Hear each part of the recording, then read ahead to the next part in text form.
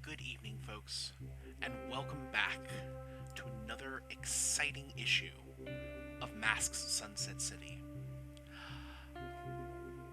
I am, as always, Matt, your ever-loving killer GM. I got he, him pronouns, sure, why not? We'll go with that today. But, of course, I portray a variety of people using a variety of pronouns in this wonderful, multicolored world of ours. But I don't portray our Mythfits, these wonderful people here who are going to walk you through who they are and what they are doing. Let's start out with Wooly. Who are you playing tonight? How you doing? What's up, y'all? It's me, your boy Wally. I go by he, him pronouns, and I'll be playing Marvin, aka Turbine, aka the Transformed Playbook. Oh boy, our tiny little nugget of sunshine, Sirius, has been taken. So we got to go rescue him after such a intense last session. Intense is certainly an apt description for our last issue. And if you haven't seen it, go watch the Assault on the House of Mystery up on YouTube. Boy, howdy, it was a doozy. And we're going to be feeling the effects of that for tonight and quite a bit later on, I feel like. Somebody who's definitely going to be feeling the effects right from the gate. Christy, how you doing? Who you playing? Hi, I'm Polish Christy. I play Hussar. We both go by she, her pronouns. And yeah, I'm excited, actually. This is probably the first session I've come into where I'm like not terrified, actually, which is weird. You'd think I would be. I don't know why. That's fascinating to me. I know. Well, we'll see how long that lasts. Because as you know, I've got a plan, as always. Somebody who also has been planning and coping for the past couple weeks. Celeste, how are you doing, friend? This is my happy place, even when it's not so happy. Hi, I'm Celeste. I use he, they, or ze pronouns. I'm playing Elodie Young, aka Party Crasher, who uses she, her pronouns. And coping is going to be the word of the night, I have a feeling. There's going to be some coping that needs to happen. Yikes. Yeah, that is definitely a yikes from me. Somebody who is also saying yikes at this point. Corey, how are you doing, friend? Who are you playing tonight? Hey, I'm doing pretty good. My name is Corey Sparks, also known as Hyperlight Sparks. I go by he, they pronouns, and I'm playing Sapphire Sirius, the Outsider Playbook character who goes by he, him. And so far, Sapphire has no idea just how deep in he is with this stuff. He's just like, oh, there's this big lady who was really nice to me, so I'm probably not in that much trouble. I mean, if you check like the little sketch I put up on Twitter, he's just chilling. She wasn't quite as big as all of that, but you know what? I appreciate Right. the sentiment. It amuses me. Um, Is what you call that perspective? I forgot the name for it. But it's that thing where like more important the character is, they're illustrated as larger. you know, uh, definitely is a matter of hierarchical perspective, something like that. There you go. I also just like the idea also of like a giant Morgana Le Fey just scooping up Sapphire and tromping off with him. Both concepts work, and they could Yeah. simultaneously exist. And in fact, probably do in this multiverse of ours. Speaking of multiverses, last but not least, Pope, how you doing, friend? Hi, everybody. Pope here. Christy, I think I got all of your dread. As I don't think I've been as nervous for an episode of this show as I am today. So count me in the concerned seat. I'm playing Arthur Addison, former keeper of the House of Mystery, and I have no idea what's going to happen. Rocking a different look tonight, I see. Well, you know, when you go through changes, sometimes the wardrobe does too. Definitely. I like that the artists have taken our new concept and definitely run with it here. Taking some influences from a certain Son of the Dragon, it looks like. Funny enough. Well, we'll see what comes of it, if anything, because wouldn't change playbooks, folks. You'll find out soon. See ya. And with that, I think we're ready to get rolling. Last time, the House of Mystery was attacked by the Round Table of Crime. No less than a half dozen supervillains and their associated minions, mooks, and hangers-on found the house and broke in. The house was all too welcoming of them, much to Arthur's dismay. Several security protocols were enacted, including, as we found out, the House of Mystery is the Tunguska Blast of 1920. Always has been. We ended with the invaders repelled through one way or the other. Sapphire Sirius had left the house and flown to Avalon while dealing with Control Z, and was captured by Morgana Le Fey, the ruler of Avalon.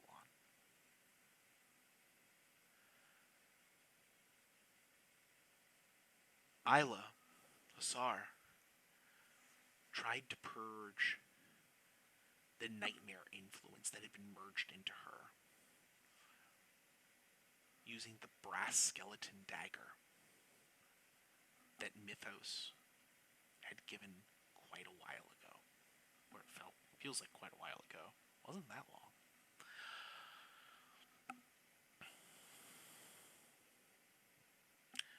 This led to Arthur revoking his keepership of the House of Mystery and bequeathing it to Isla.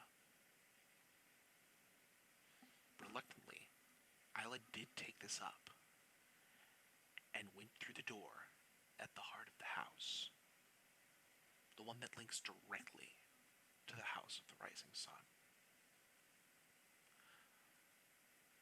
Isla Hinsky is in the middle of a fight. A fight with the Black Knight, her arch enemy. They are crossing blades, not for the first time, but as we learn, the last time. As the swords cross,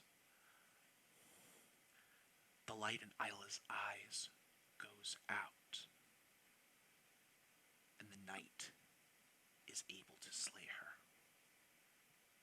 We see Isla Hinsky, the tyrant of Sunset City,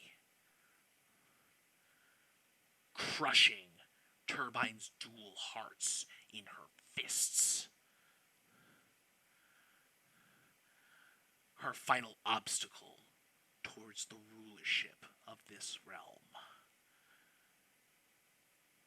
The light goes out of her eyes. She slumps over the body of her nemesis. We see Isla Hinsky, a member of the Watchtower, working at the computers, about to hit a warning for a Lithian invasion fleet headed towards Earth. She's about to hit the signal to call upon Pulsar and Athena when she freezes up, the light going out of her eyes. We see Isla Hinsky, the protector of the forest, an aide to bold, dashing Robin Hood, as she leaps into action to rob the sheriff of Nottingham. And as she leaps towards the carriage, something in her just goes out and she crashes against it. This vision, and many more like it, infinitely reflect, infinitely refract in the eyes of Isla Hinsky, the keeper of the House of Mystery, as she assumes this one life, which splits out into these many, many lives that she now sees before her, around her, and through her, past, present, and yet to come. Isla, where are you? When are you? Why are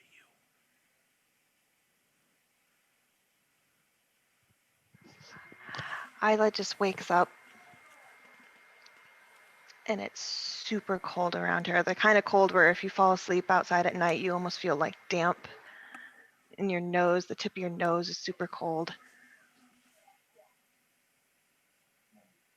She goes to sit up, but there's a searing pain in her chest. And she smacks her hands over her heart. And as soon as she looks down, she sees the picture of Jadwiga she had, but it's not a picture anymore. It's more like a tattoo of a baseball card right above her heart. And then what looks like a piece of metal just jaggedly sticking out of her skin, almost like a piercing, but it's just shrapnel. And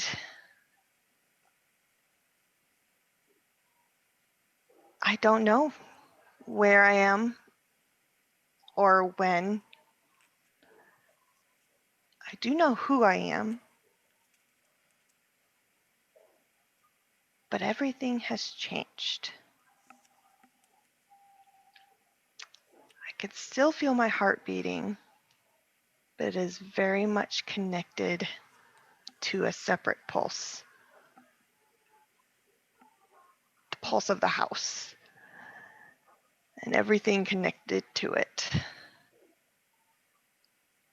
And my head is hurting because not only can I feel and see all of the separate lives of Isla Hinsky, but the emotions that come with it. And so I have to go back to 4-year-old Isla when I was first learning how to control all of the incoming data in my head and just try to sift through it and figure out the now. And the now for me is fear and a bit of release.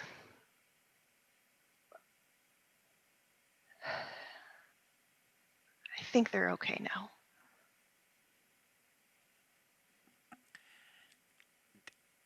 as you release your breath into this cold, cold air, it comes more into focus. You're in the snow, in the woods. These are woods you recognize. They are the woods of Fairy.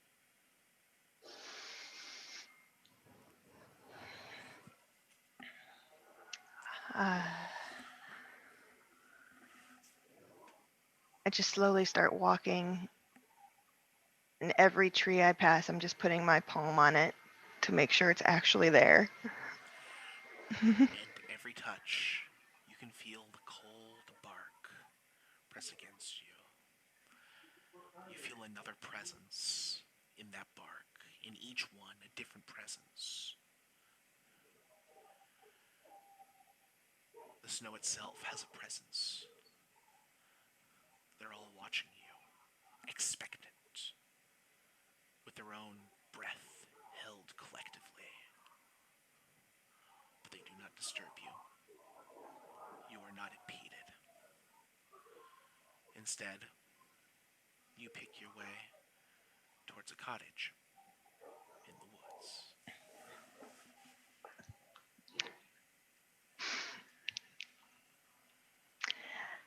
I walk up to the door very slowly. I don't knock. I just stand in front of it.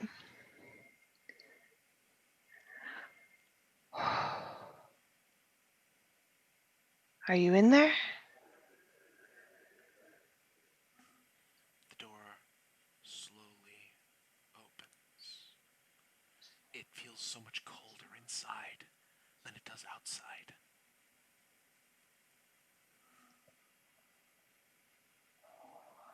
I step in. Grab my arms together as I go. It's cold. The door closes behind you. Inside, the cottage is so much grander, larger. A palace. Clear crystal reflects one light into many. A rainbow. More than a rainbow.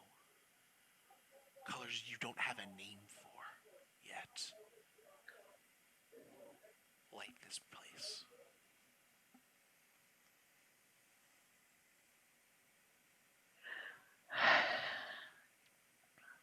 I walk to the very center of the room. And I call out, I'm here. It seems you were expecting me. And as you turn, what was a grand hall, the perspective shifts and changes. And you see a dais and a throne. And on that throne is the Queen of Air and Darkness.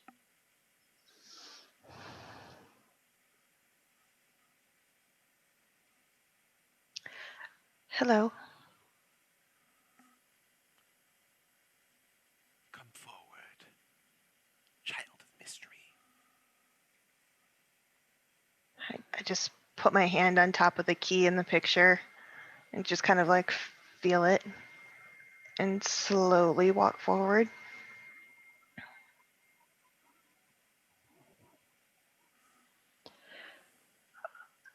I will stop right in front of her and I'm gonna kneel on both knees.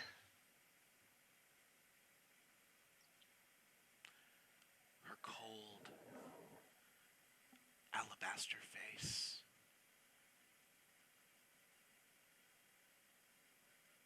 changes like the moving of a glacier. The corners of her mouth curl up. That is proper.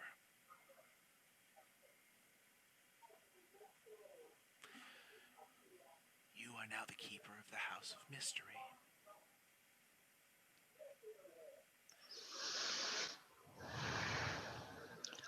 Yeah, Arthur shouldn't have done that, but I understand why he did. Feel like I understand a lot of things right now that normally I wouldn't.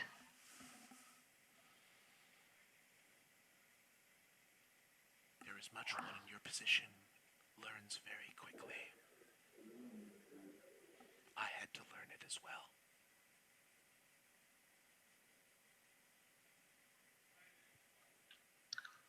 What does this mean for my family, my home? Your home is the house. Your family is those you gather in it. All others outside of it will fade like ice in the spring.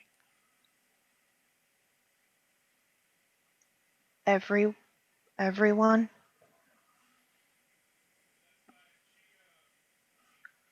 This is the rule. It cannot be broken.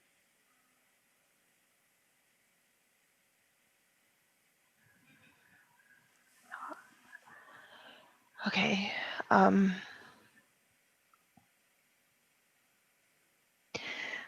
I thought I was doing something good.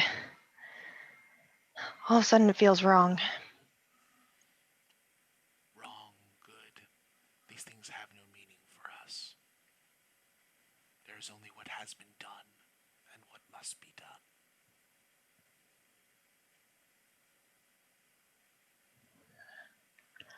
Remind me to apologize to Arthur.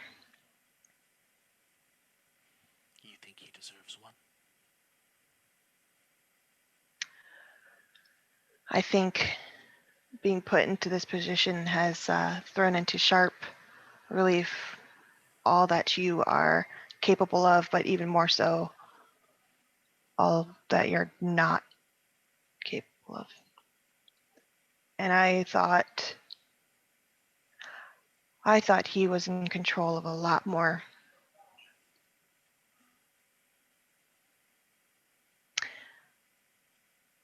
I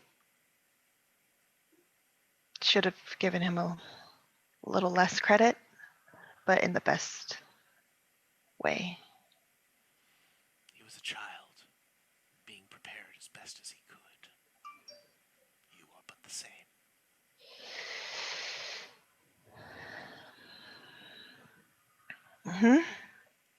This will be fine. It'll be fine. Do not forget, child. Keeper you are, but a bargain was struck.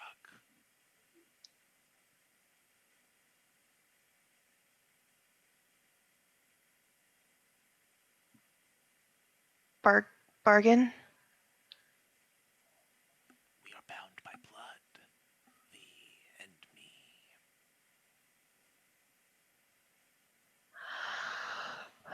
Right. This I have not forgotten. You're right, and I probably shouldn't have. And yet you have. And so, mystery and sun, together.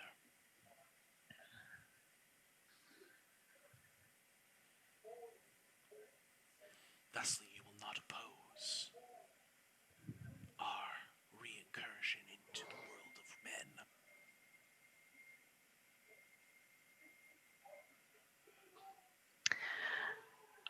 I don't think that's what being bound would entail necessarily. But it does. In this case.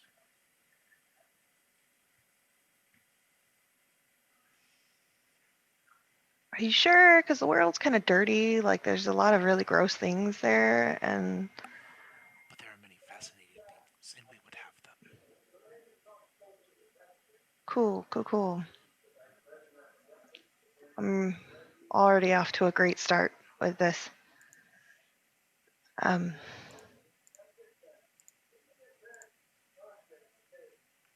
If I don't try and block you from the world of men, what does that give me?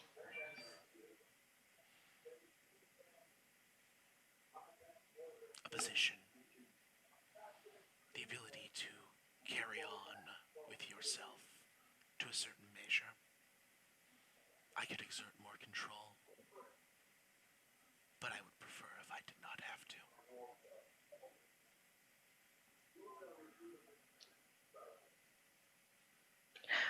For how long is this?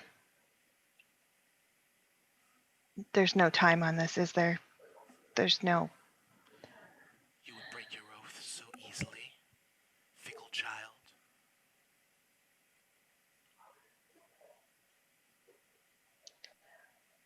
No. When I give my word, I stick to it.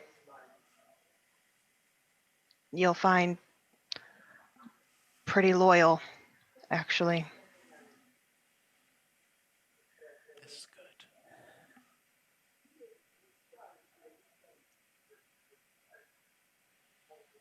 The mysteries were closed off to us. They will not be now.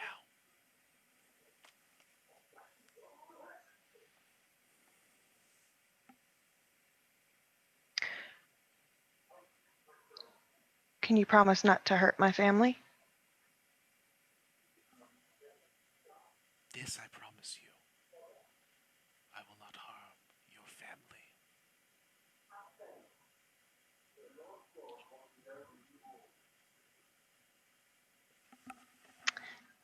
Choice of words.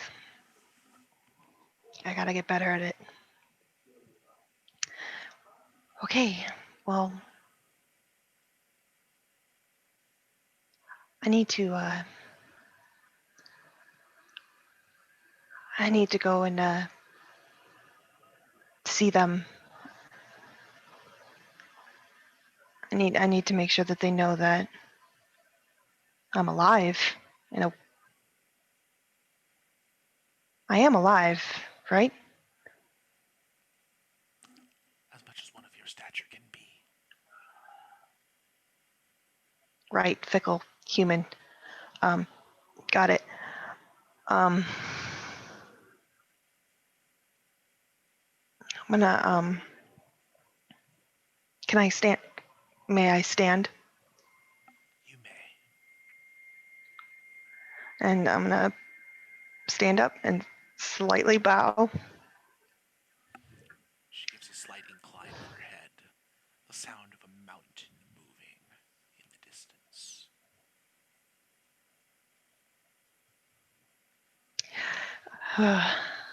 I think you'll also find that while my blood is strong, my bonds formed without blood are just as strong. And I'm going to stand up and turn around and walk out. You will learn, child. They always learn. Sure, we both will. And I say that under my breath. And are you looking for a specific place to, like, just walk back into the House of Mystery, or are you trying to walk back out the way you came? I'm going to go out the cottage, well, the entrance that I just walked in, if I find it. And then I'm going to, I want to go to the place that I know of via Arthur taking us to Fairy. Because this is still new to me, and I'm sure I can figure out things, but this is weird. Yeah.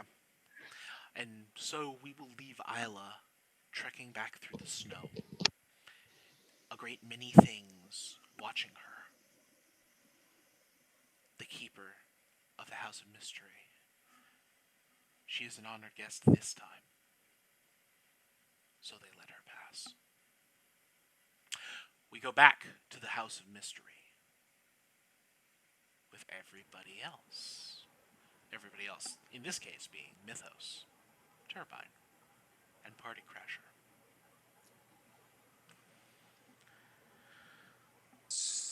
So what just happened there, by the way? Because I saw a lot of stuff and saw, Issa stab herself. Then I saw her go through a door. Uh, what? What is happening? What's going on? Saving her life. She's bound to the house now. What? She's bound to the house. The house must always have a keeper. Then what about you? I'm not bound to the house. So then what happens to you? There hasn't been a transfer like this in centuries. I don't know.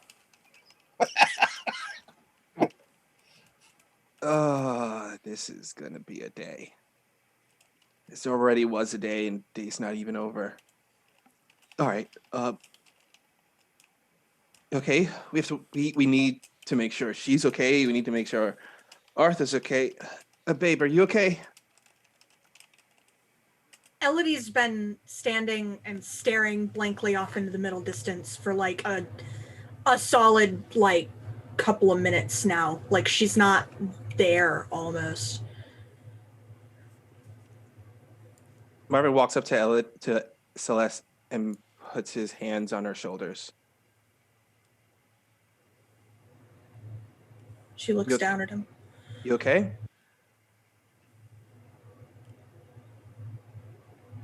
I don't know.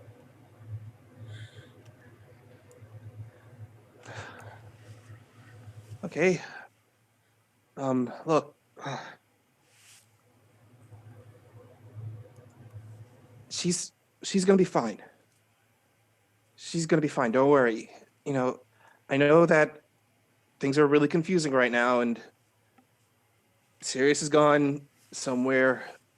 Arthur is looking like a mess right now, but we're alive. All of us are alive. And according to Arthur, Isla is also. So. Oh, she's fine. quite alive.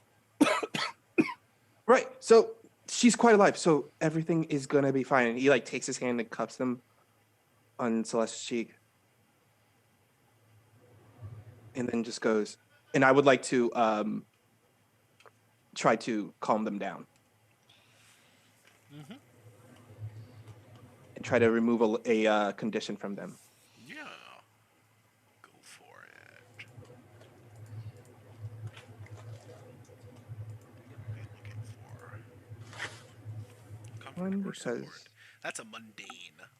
And my mundane is 0. But luckily I have influence over Elodie. So things are going to be okay. I mean, they're not awful.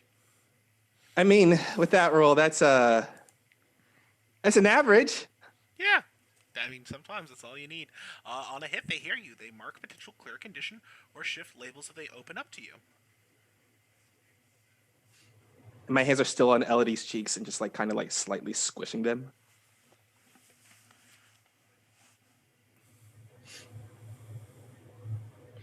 Yeah, it's gonna be.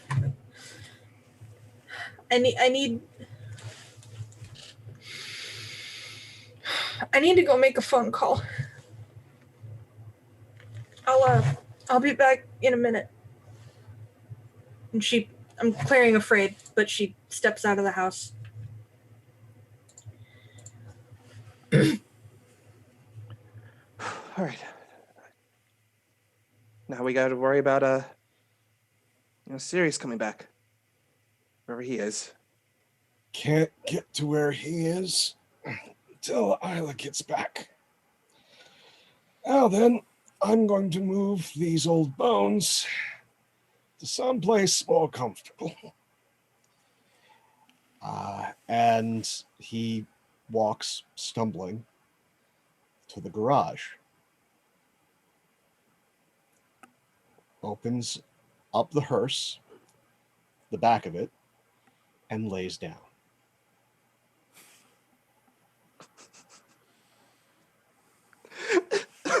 Marvin walks into the garage, sees this, and just stares at this sees that like one of his girlfriends just went into the house and has not come back. His other girlfriend is now completely stressed out, and one of his friends is off in another dimension being held captive by the ancient queen, and another one died.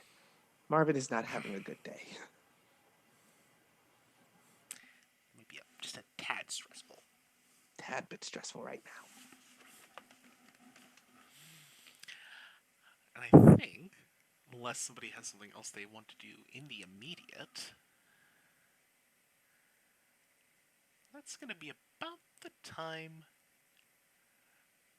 Isla shows back up in the manner of her choosing.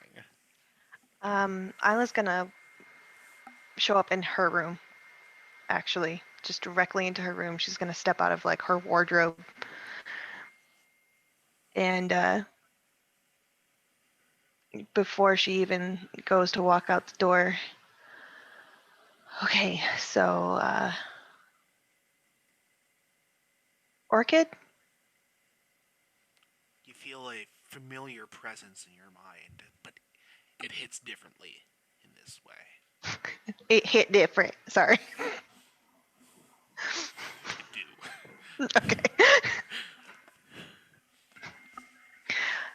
Hi. I know this is probably not what you wanted or expected, but I'm gonna do my absolute best to keep you safe. If you'll do the same for me and for them.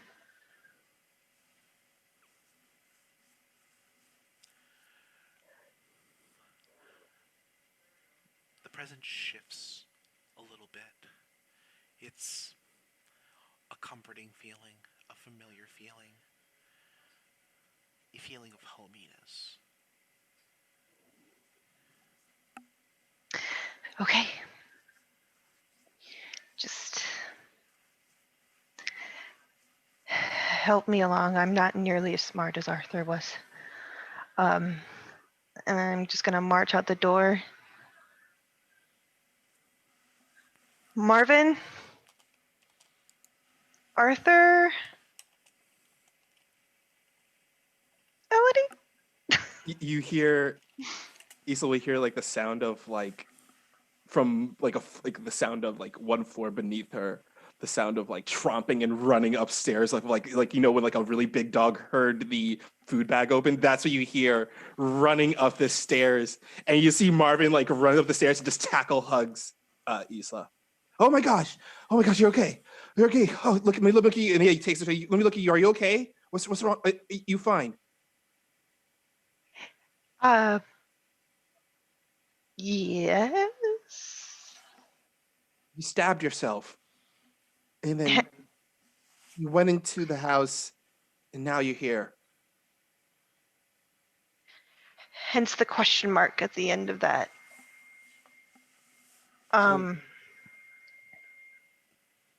Is Arthur okay? He's okay, right? Nothing happened to him? Well, about that. Stupid little nerd. He shouldn't have tried to save me.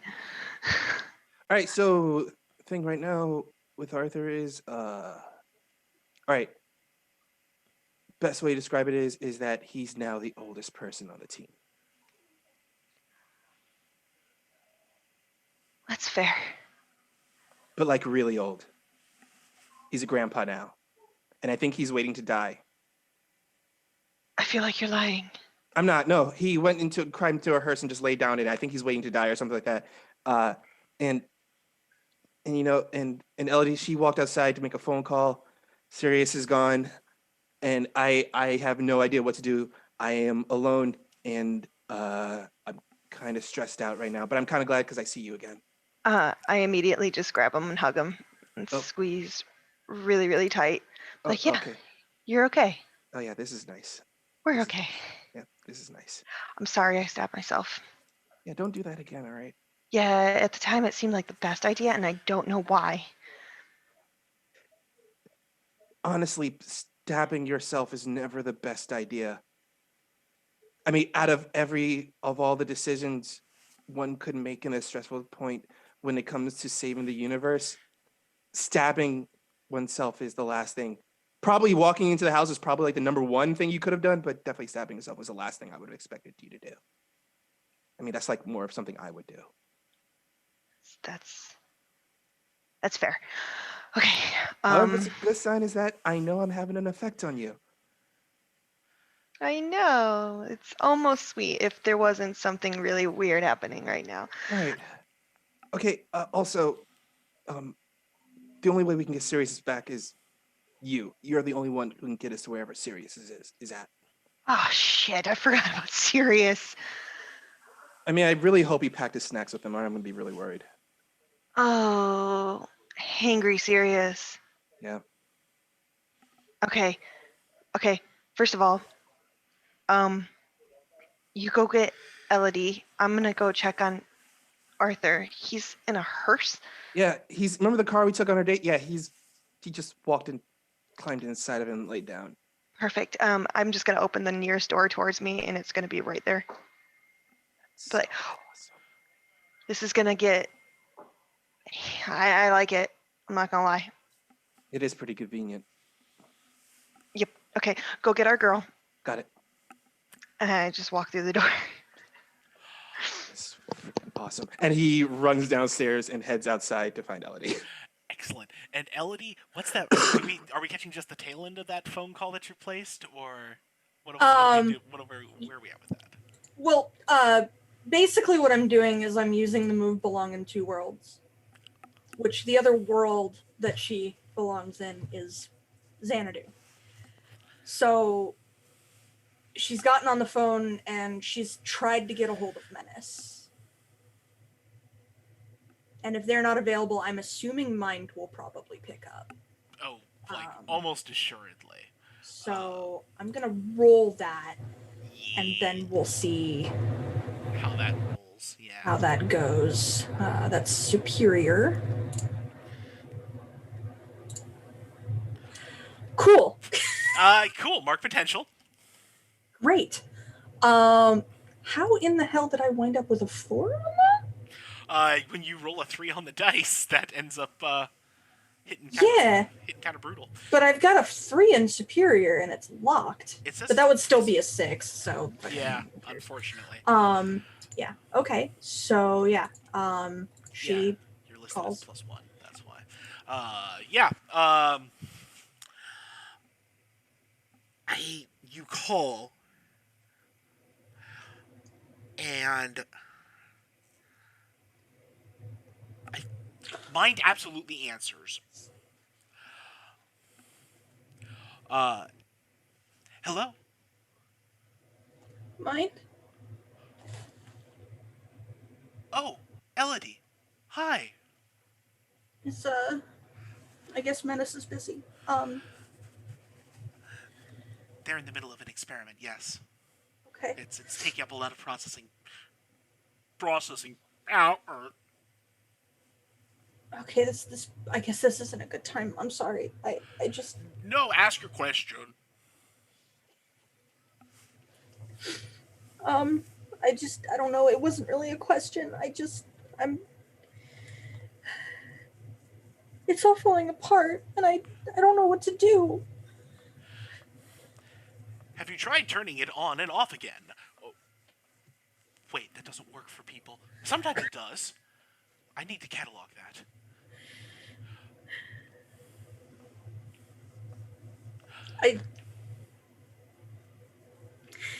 You're not trying to be funny. I know you're not trying to be funny. I haven't developed my humor subroutine enough yet to be really funny, I've been told. I mean, it worked, kind of. I'm just kind of lost right now. It's... Is this the metaphorical lost, or is this navigation needed? No, it's metaphorical. I don't even really know how to begin explaining it. Big I problems just know can that be broken down into smaller problems sometimes. you know that's it's actually, and she like, as weird as this is, it like clicks and suddenly she's not crying anymore and she's like, that's actually kind of helpful. Glad I could be of assistance. Thank you for using mind. Look, just I've got a lot to tell. Maybe I'll just shoot them an email. Would you like to leave a message after the beep? No, I think I'm just gonna go mind. Thanks. Bye. Thank you for calling Menace. Have a delightfully menacing day. Boop. And Elodie is left kind of staring at her phone. And even though that's not what she wanted out of that conversation, she still somehow feels better because at least that was not what she's been dealing with. It was something that wasn't the current mess. Right. And it was actually kind of funny and cute. So I guess we're clearing a condition still? I mean, yeah, as long as you meet the conditions for it, doesn't matter how it happened. I mean, you're not going to get as much as you'd like out of it, probably, but Yes, angry goes away. Sure. it clears it. It clears it. I mean, I'm not here to make you do the thing. So weird. And Elodie's just like staring at her phone. Like her face is still ready, like she's been crying, and there are still like tear streaks on her face, but like she's been shocked out of crying, and she's just like staring at her phone, like, what was that? This is the first time a computer's ever rebooted a person and had it work. So I guess Marvin walks in on her, like staring at her phone.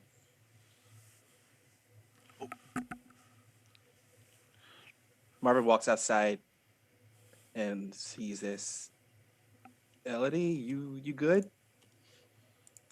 Yeah, I guess I am. That was, I don't know what Menace is doing, but mind was not all there, and that's not something I usually say about mind. I guess you're feeling better then, or And I guess a little,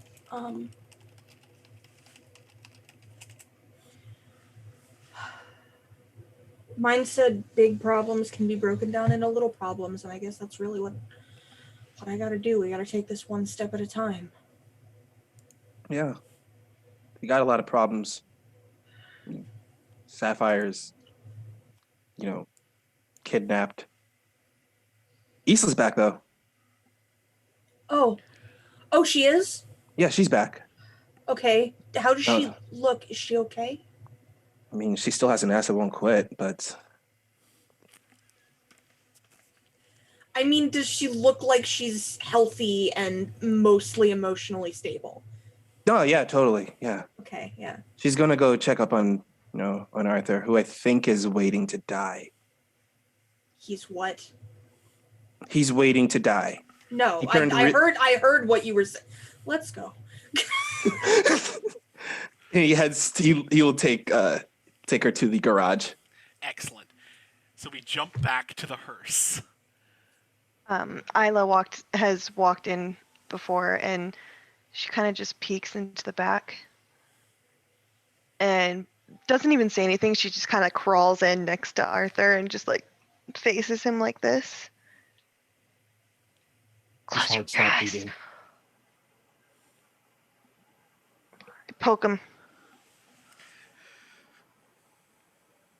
Shake him harder.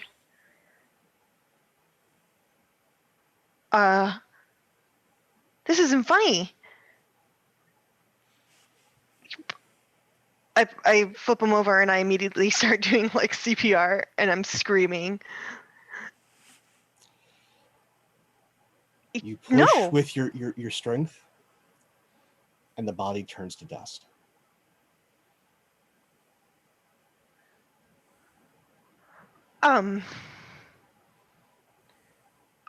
I scream for Elodie and Marvin. So you're heading back into the house towards the garage, and that's when you hear Isla scream. Elodie's Like, off like a It shot, just runs. like a bullet. I thought you were lying. I thought you were making a stupid Marvin joke, but you're not. He died. There's dust everywhere. Like Marvin busts into the garage. Like, what's going on? What happened? I heard you scream. Do I have to kill somebody?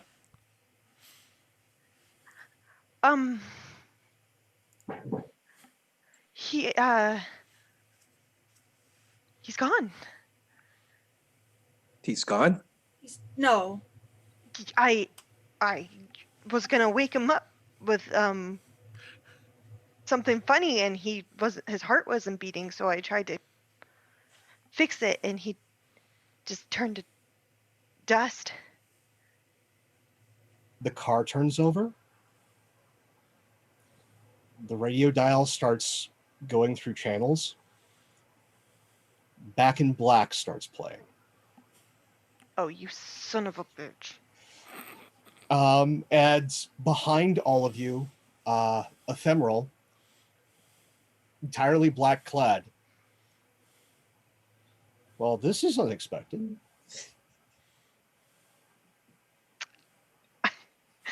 Isla just leaps into his arms. Goes right through him. Why do you always have these cool things? I don't know how to turn this off. I don't know if there is an off switch. You kind of like see Marvin's like slowly a big smile is growing in his face, and he just points and yells, "Ha! You're a tiny little ghost boy!" I am not changing my name to Casper, damn it. You're a tiny little ghost. Isla is just trying to feel any substance at all, like she's Your poking. hand is moving through him. He is ice cold. But why? Was it my fault? Was it me? No. If anyone here is to blame, there's a list. Julian's at the top of it, then me, then Morgana, then the Black Knight. I just want to throw out there that everyone seems to forget that we're still kids, so I don't think we should take blame for a lot of things. Agreed. Mm-hmm. But this one's kind of my big, stupid fault. And then he finally turns solid. Oh, you can turn it off. Acceptance.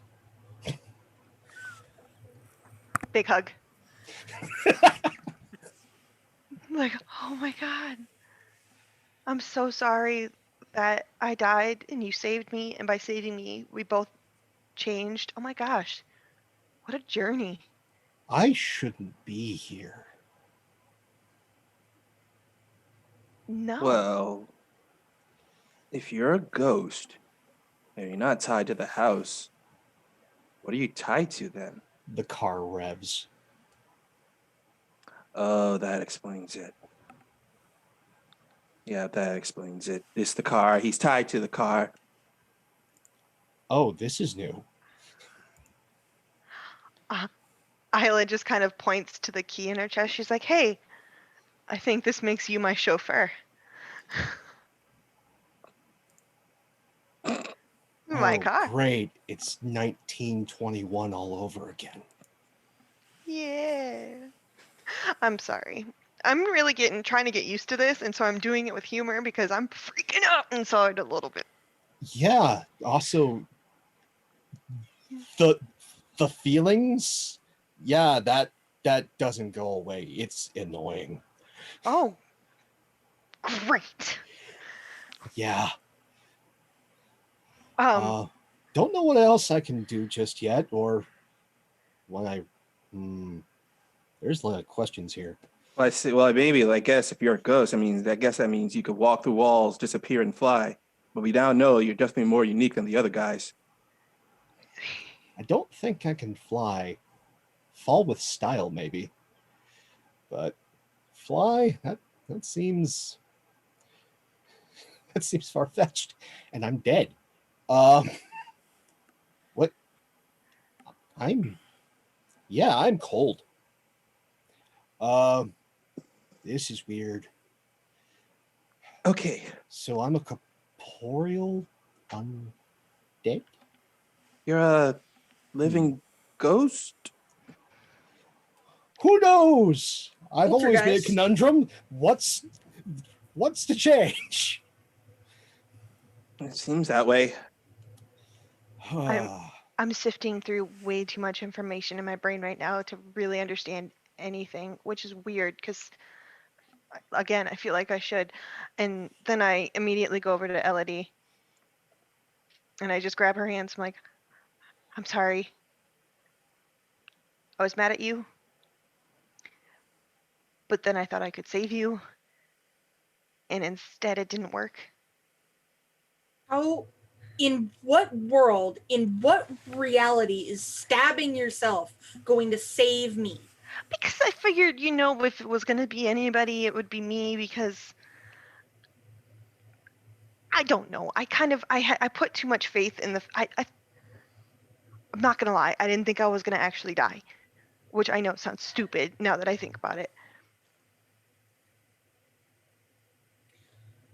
I'm just glad that you're okay. I mean, you're not okay, clearly, but you're here and you're alive in a sense.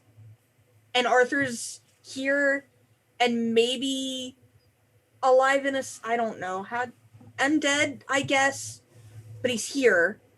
And Marvin's here. Okay? So that's most of the problems that I was freaking out about 5 minutes ago, done and dusted. No offense, Arthur. Now Sirius is a problem. Right. Yes. Yeah, he's still being kidnapped by Morgana Le Fey. More like being held captive.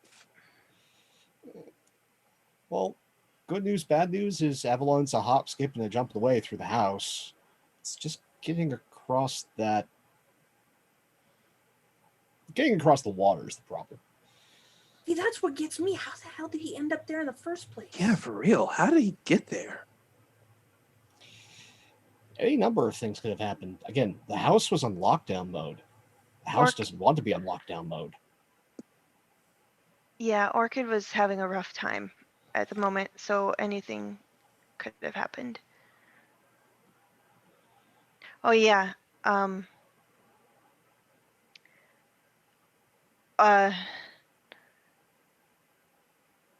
Orchid cared very deeply for you, Arthur.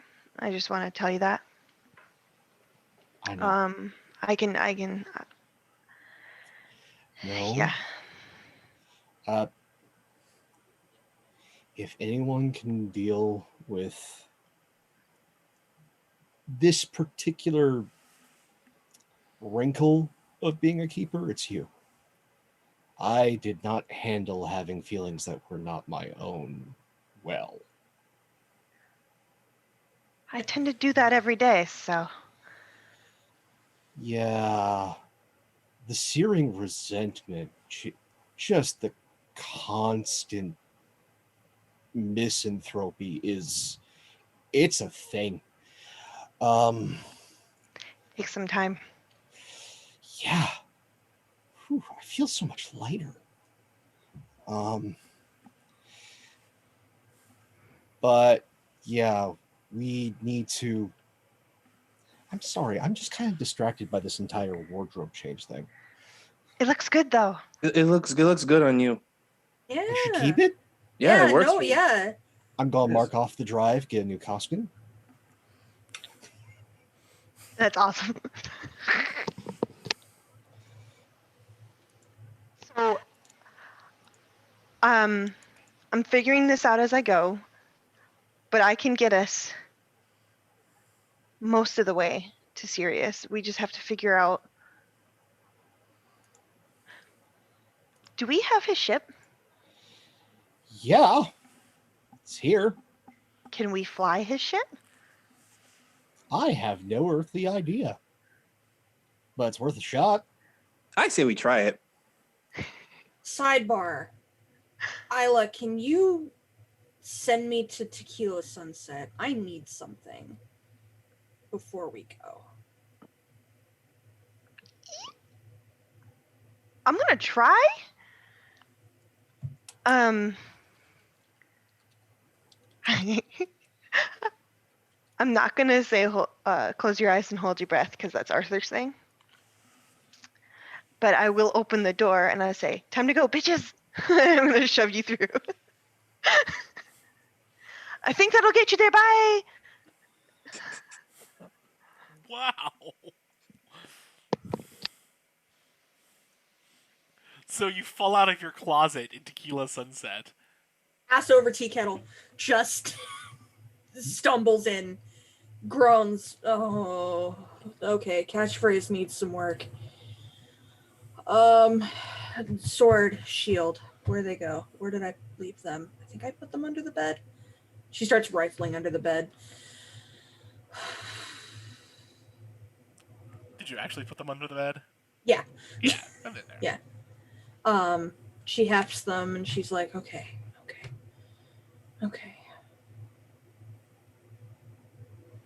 You're really going to do it, aren't you? I'm sure as hell gonna try. Well, I'd wish you the best of luck, but there are some people I do kind of want to see come back. Hey, listen, I know I haven't exactly been the easiest tenant. But for what it's worth, you've been a hell of a lot kinder to me than a lot of your kin. You catch more flies with honey than vinegar, I believe is the saying goes. You could have been a dick, and you weren't. So could you. Who's to say I'm not? I mean, not me. If I don't come back, thanks. Yeah.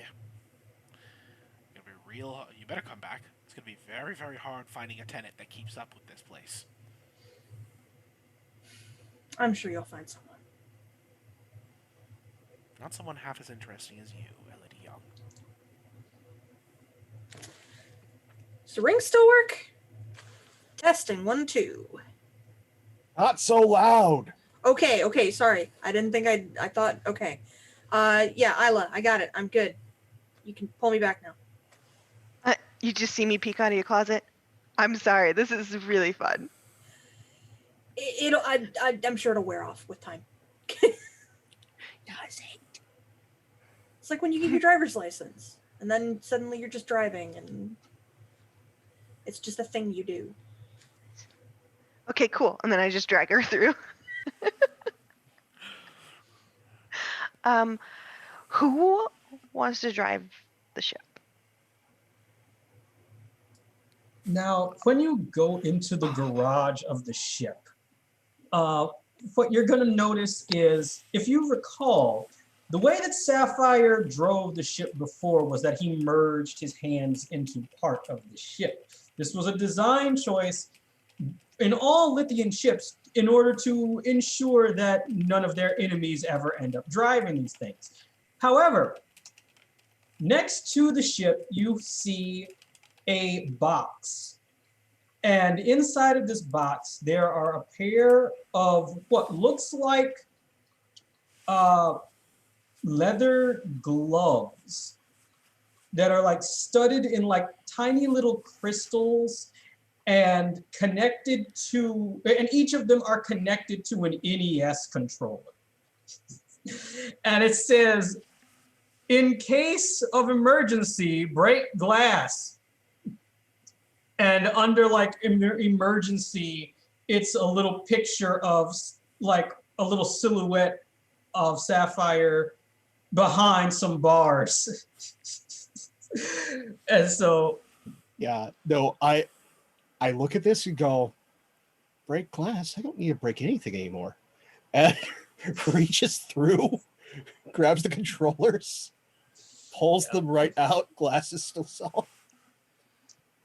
This is so cool. I was gonna say, I thought it was like the Casper commercial where he reaches in the fridge for the Coke and then it kink, kink, kink. Limited intangibility.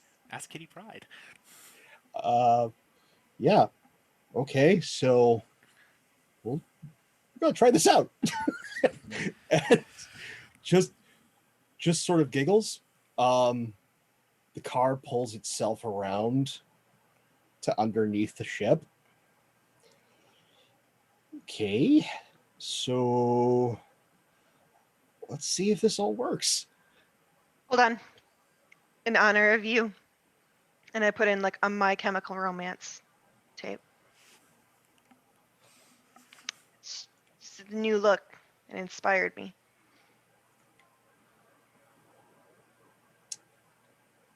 Okay. Love you. Melody's singing along. Na na na na na na na na na na na. Okay. Hold on. I never driven this thing before.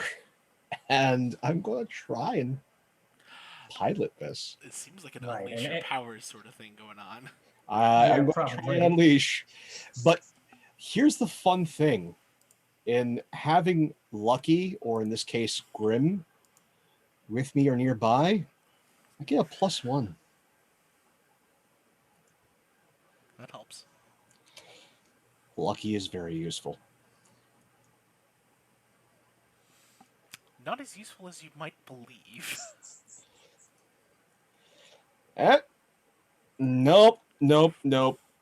So- Cannot turn this over.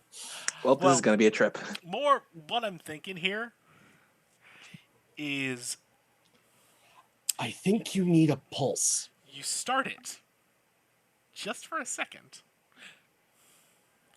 and it lurches out and like plows into several trees. Oh. I think you got the parking brake on. There's a parking brake? Everything on has a parking brake. spaceship? Everything has a parking brake. Where would you see put the parking brake? I don't know. Let me check. Let me look at this. Let me You know look at what? I probably should have thought of this before. But Elodie, can you just shapeshift into Sirius? I mean, I Yes. can. The question is that going to have any tangible effect? We won't know until we try. Science. Sure, why not? She's serious. Arthur, Okay. If I hear any line from the Joker out of any one of you, I'm going to punch someone. So, Right.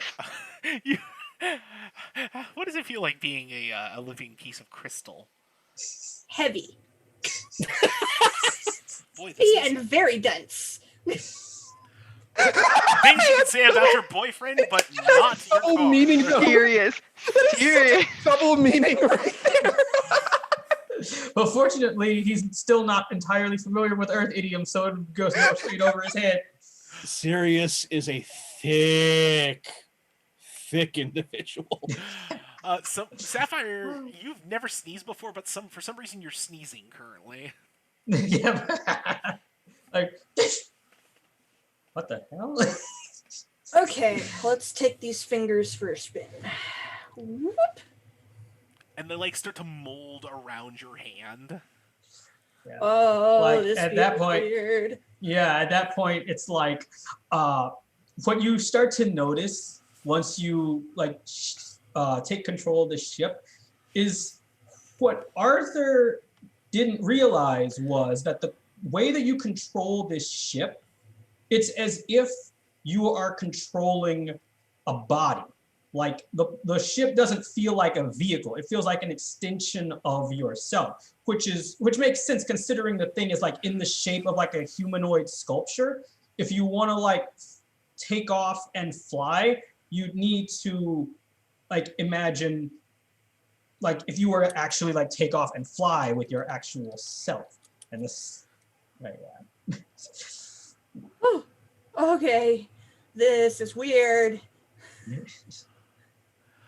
Okay, it's a body. You got to move your body. So you need to. So how are you gonna fly then? If it's your body, is like, are you flying? You gotta think happy thoughts. Normally, I sprout wings. Right. Well, think thoughts of flying without wings. Like, The Flying thoughts. the ship Whee! feels like it's hunkering down. Like, getting but ready. see, the cool thing about this, Quickly like switching when tapes. she imagines some wings, a pair of crystal wings just sort of shapeshift out on the outside of the ship. Yo, bitchin'. Foo Fighters Learn to Play is now playing. And with a crystalline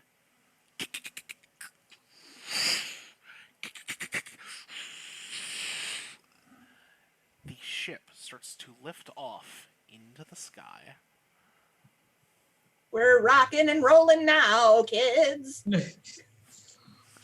I don't know how I feel about this. Well, I like it. Go you. Right. Now, Sar, Yes.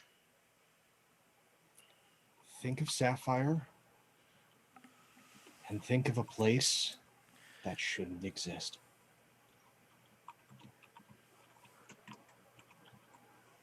It immediately pops into her head without her even warranting it. But when she thinks of Sapphire, she thinks of him eating pierogies at the table of Yadviga's house instead. And then she's like, oh, wait, okay.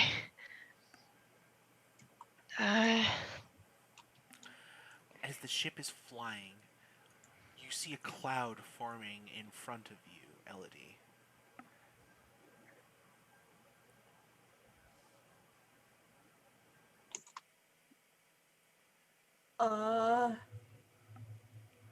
What's that? It's a dark cloud. Thick.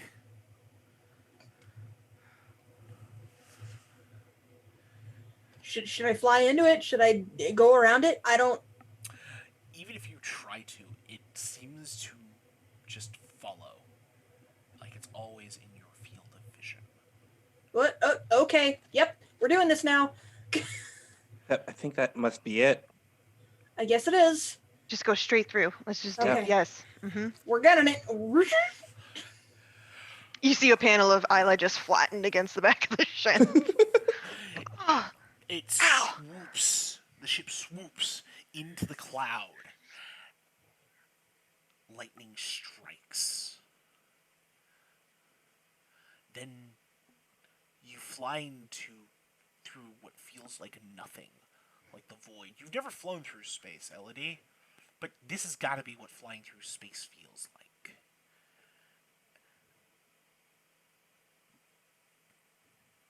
And just when you think that you're stuck, that nothing is going to happen, you shoot through the other side out of a white puffy cloud, and you are soaring above an island that is all too familiar to you.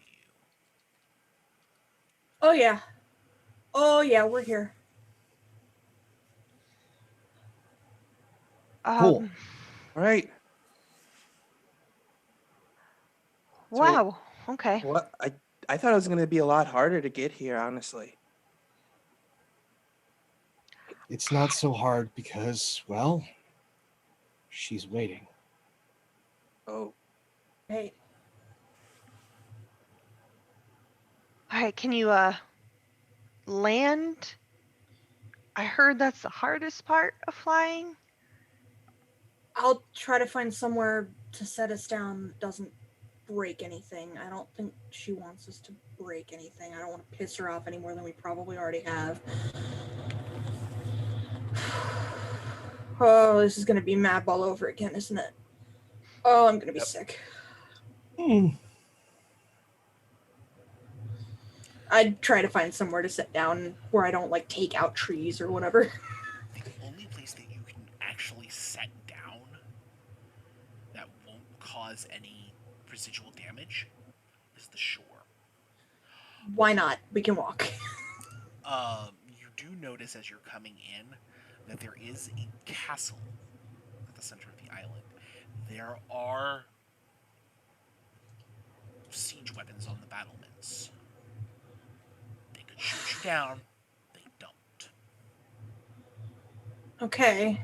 So I guess it's peace for now.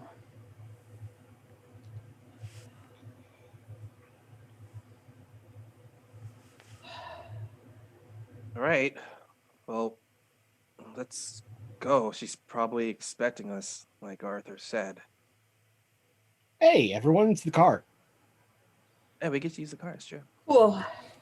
I pull my hands out and I shake off Sapphire and turn back into me. As you felt Elodie underneath when the ship had been taking off, essentially, it had also like clasped Grim up and is now setting him back down. Like a set of ribs. Ah, That felt weird. Okay. I don't know how Sapphire does that. I almost feel dirty. Oh. And I'm sure we Right. hit a couple birds. Oh, we hit a couple Ugh. birds. We definitely hit a few birds. it'll buff out. Shotgun. Fair enough. I Though I climb. don't think there's any weapons in here. I climb inside the car. I'm the weapon. Sorry. A weapon to surpass Metal Gear. No debates here. Now, okay. Right. This isn't our first dance, but it is our first dance this way. So, Grim, this is a learning experience for the both of us. Gently puts hands on the wheel, turns the key, puts the foot on the gas, takes off the brake, and starts driving. Despite being, a hearse, it handles surprisingly well on the sand. Eerily well. Okay, well, Ew, Arthur, there's still bits of your body back here. Yeah, I'm sorry about the mess. Haven't had a lot of time to clean up. No, yeah, it's fine. It's just, it's Just weird the- knowing that this is people dust. To be fair, I mean, could be worse. It could have exploded. You know what? Fair. I'm happy he didn't explode. I was right next to him. Yeah. yeah, it's really true. He could have just went in a whole like I could have dust. painted this car a disgusting color on the inside. Yeah, it's very true. And as he's making bad jokes, going to attempt to comfort or support Elodie. And this is also something that Lucky helps me with. Okay.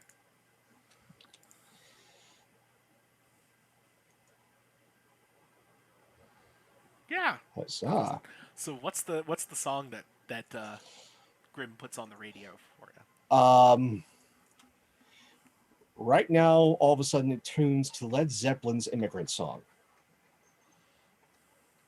as the castle comes in sight.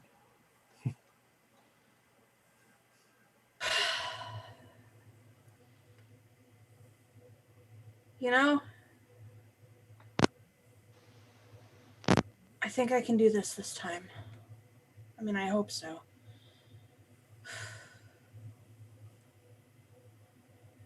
I mean, the last time we encountered, a gigantic Fey Queen, it didn't kind of go well at all for us. So I'm just saying we kind of like don't have a good, win record. Yeah, but that was then.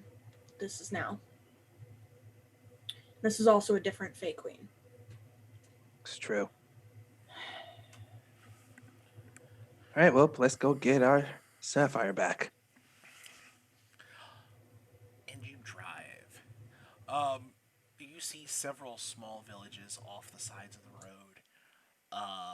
various peoples going about their business. They stop to look as you drive past, staring, surprised, a little shocked. Oh, this is that time traveler thing, isn't it?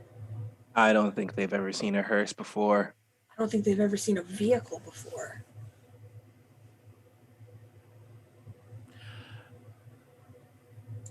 Just keep going. It'll be fine. Yeah, let's just hope the TVA doesn't feel about this one. You head towards the castle. There are guards manning the battlements. There are even sentries at the bridge. They look at your vehicle and they let you past.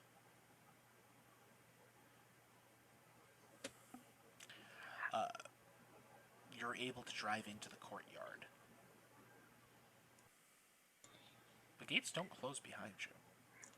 Well, park, get out, mark the drive for driving a fantastical vehicle.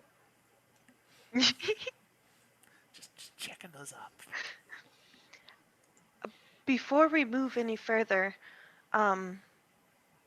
just in case, and she's gonna try.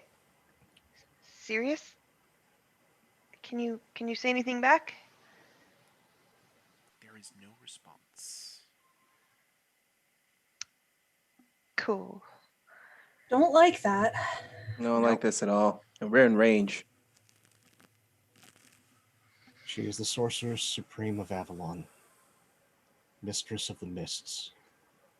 I'm not surprised. However, I don't know if she knows I'm alive still. Well, not alive?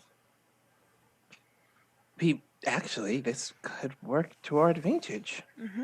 I reached out to her before I died. So she's aware that you are alive. Last time we No. checked.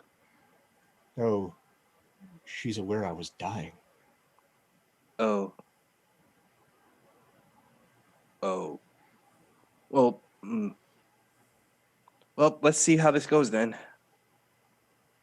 Guys, Guess- she wanted me out of the way. Can you turn invisible? I don't know about invisible, but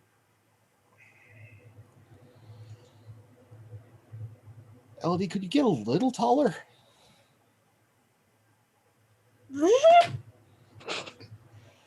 I'm going to try and merge with her shadow.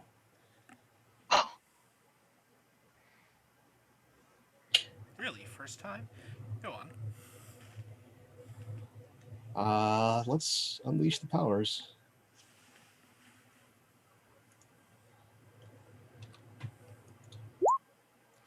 Hey, there you go. That happens. So just steps in and just gradually fades. Oh, that's weird. Can I feel him? You have a cold breeze behind you. I was gonna say, can you feel your own shadow? Well, I mean, I guess not.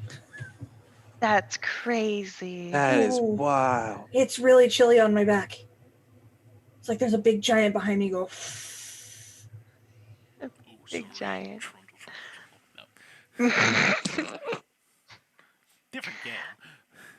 Okay, so Arthur, just make sure you stay in that shadow.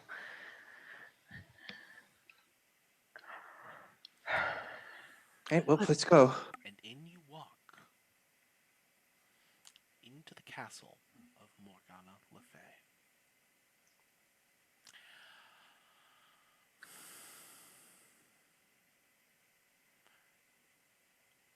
You are walked through the halls, escorted by guards.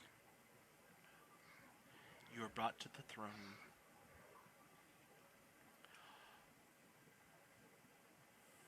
There is a throne, and behind it is a great, wondrous machine.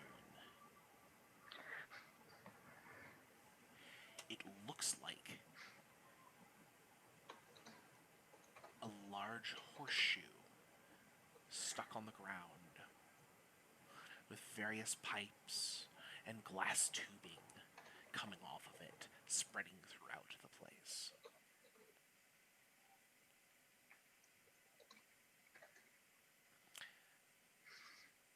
Seated on the throne, staff leaning against it,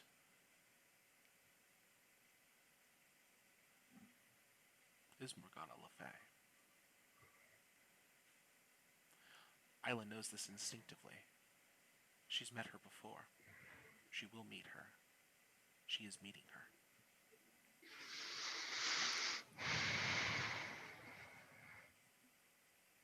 Hello. You seem to have someone we hold very dear. We would like them back, please. She looks down at you from her throne.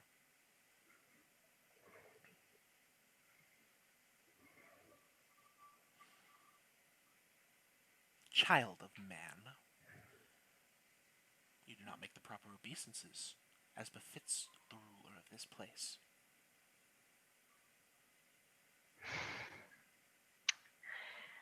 Okay. I'll kneel down.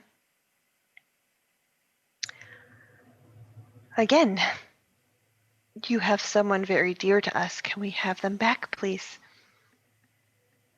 I'm saying please and everything. No, you may not, child of man, for the child of stone trespassed on my lands. He is mine to do with as I see fit.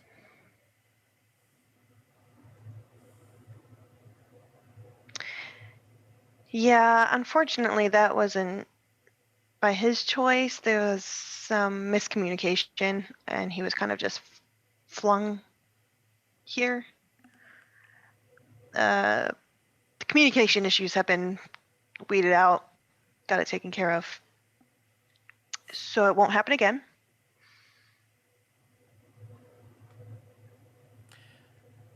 But he cannot leave. He is needed for a grand design, much grander than what children like you might be used to.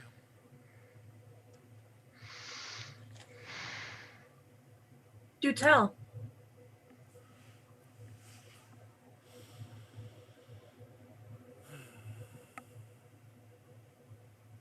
Oh, child of autumn.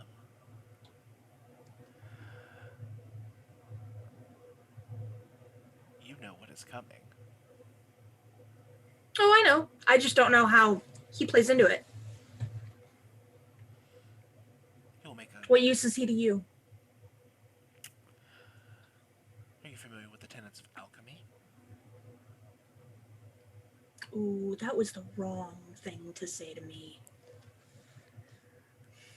There is no wrong thing for me to say here. He is mine. I am not giving him up.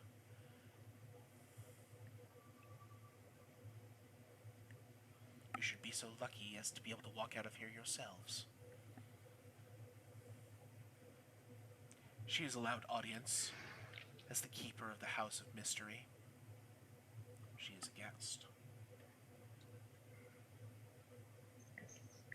That's the only reason you are allowed to walk in here. Give me a good reason to allow you to walk out. How's your relationship with Mab these days? Mother and I are getting along splendidly, thank you for asking. Oh, okay. So you're not worried about her treading all over your turf? No. We are in concert, as is prophesied. Okay. Good to know. So you know that she's got access to the world of men now because of the bargain that I struck with her. And I could just make it really, really difficult to keep that open. Whether you do or not, it makes little difference. The way will be opened. You can do so and benefit from this. Or you can call down the wrath of Avalon and Winter all in one stroke. I'm still having a hard time seeing how this is going to be beneficial to me in any way. But she also promised me not to harm my family. They're one of my family that you have.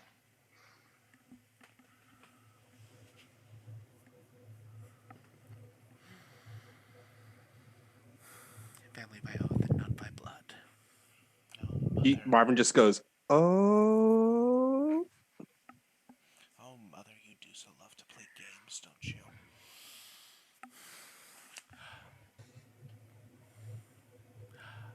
Mother said she wouldn't harm them, did she? I am not my mother. I do as I will. And the child of stone was brought unto me to open the way, to bring back my misbegotten brother for his final rest.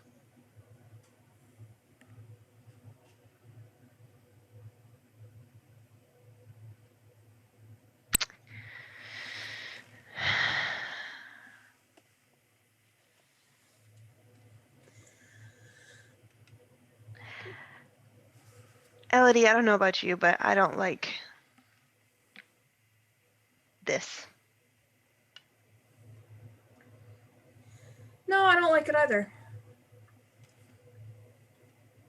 You know a lot about prophecies. Do you know the one I'm involved in? You are the one who will slay the Black Knight. Right, not Arthur. Arthur Addison is no more.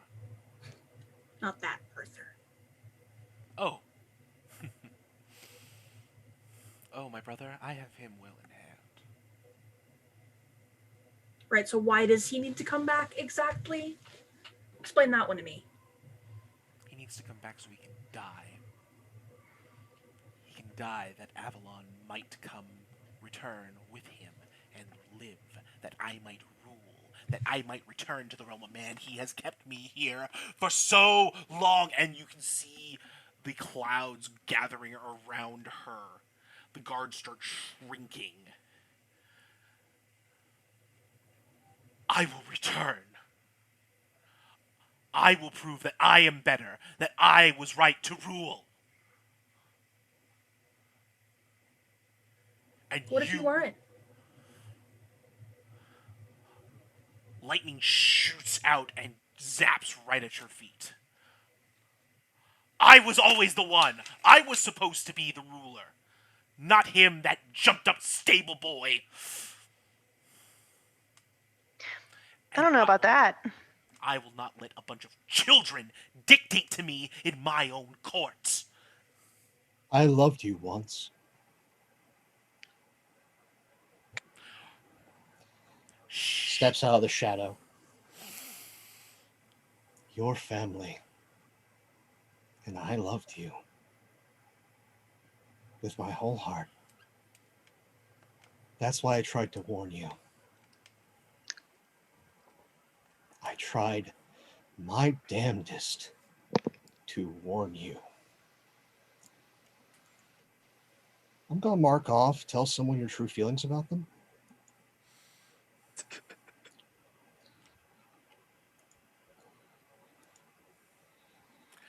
Her eyes go wide.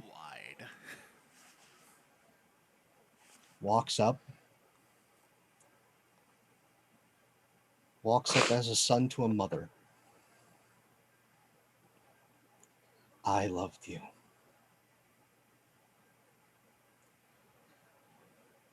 But your ambition knows no bounds, no patience. 16 years was so intolerable. 16. And everything would have been fine. But no, you couldn't care for me. You couldn't care for me so much that you planned with others my demise and smiled at my passing. His eyes go red. Mythos is dead. I am Barghast, the Hound of Doom. And your end comes soon. Take a new name.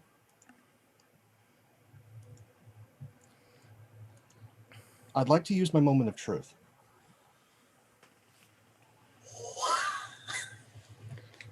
Very well. I could stop you, but I'm not going to. Moment of truth for the beacon's interesting, and I will read this for everyone. This is the moment when you show them exactly why you belong here. You do any one thing, take out any one enemy, no matter how insane, no matter how ridiculous, because that's you. Their jaws are going to drop when you're done. Of course, pulling off a stunt like this tends to bring unwanted attention and a dangerous reputation.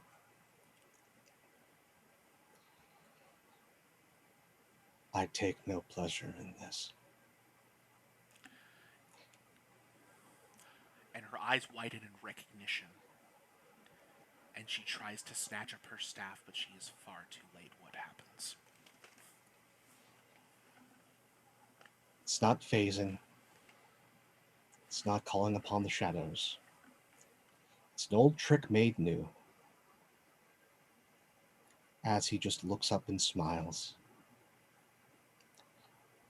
And it's just a series of panels of him teleporting around the room, falling over and over again as he fell out of the tower in the dreamscape. He's smiling. He's smiling for the first time in a long time, because this is how he flies. And as he comes ever so close in a Superman punch, as she raises her staff to throw out a fireball, teleports directly underneath her, and what was a downward Superman punch becomes an uppercut. Takes her off her feet, teleports behind her before she comes down, elbow to the small of the back, and then teleports again. An open palm again strikes the middle of her chest, and then he's right behind her again, puts her in a chokehold. You do not die this day, but your end comes with the rising of the sun. And as she finally passes out, he just looks to the guards.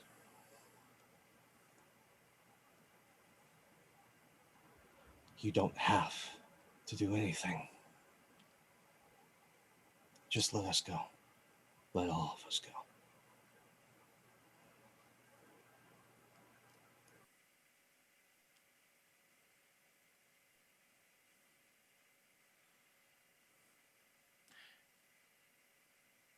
Spears and swords and axes clatter to the ground. Absolute shock. As Barghast stands over the still form of fallen Morgana. A look from him sends a pair of them scrambling away, down to the recesses, where they retrieve Sapphire Sirius from where he has been attached to the eldritch device that Morgana was going to use to power her gateway, so that Avalon would be brought to sunset. They bring him out, and they,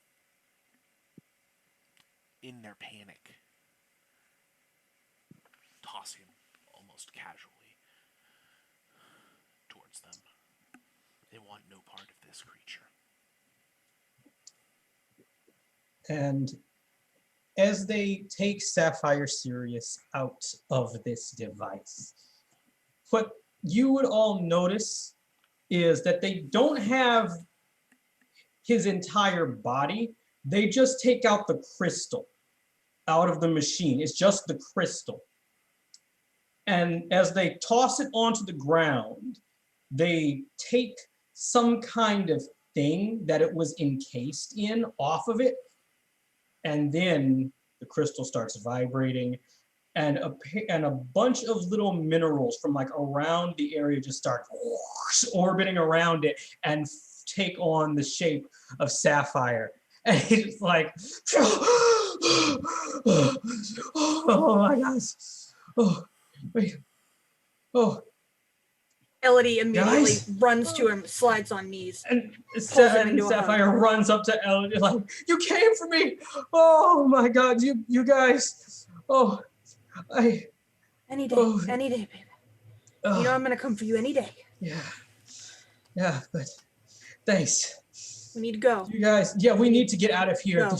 There's things No, I've seen. we really need to go. No, we really Yeah, need to go. I'll tell you more about it on the way. We got to get out of here. They're planning something big. And Oh, he just runs off.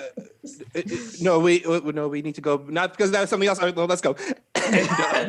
He like runs like, wait, what's going on? Oh, No, where's Mythos? Don't worry. Yeah. We gotta go. Go. They're like, oh man, if I only brought my ship. And he just sees the We ship. have the ship. You have a ship. That's No, gonna you do gotta that. keep Guys, going. yes.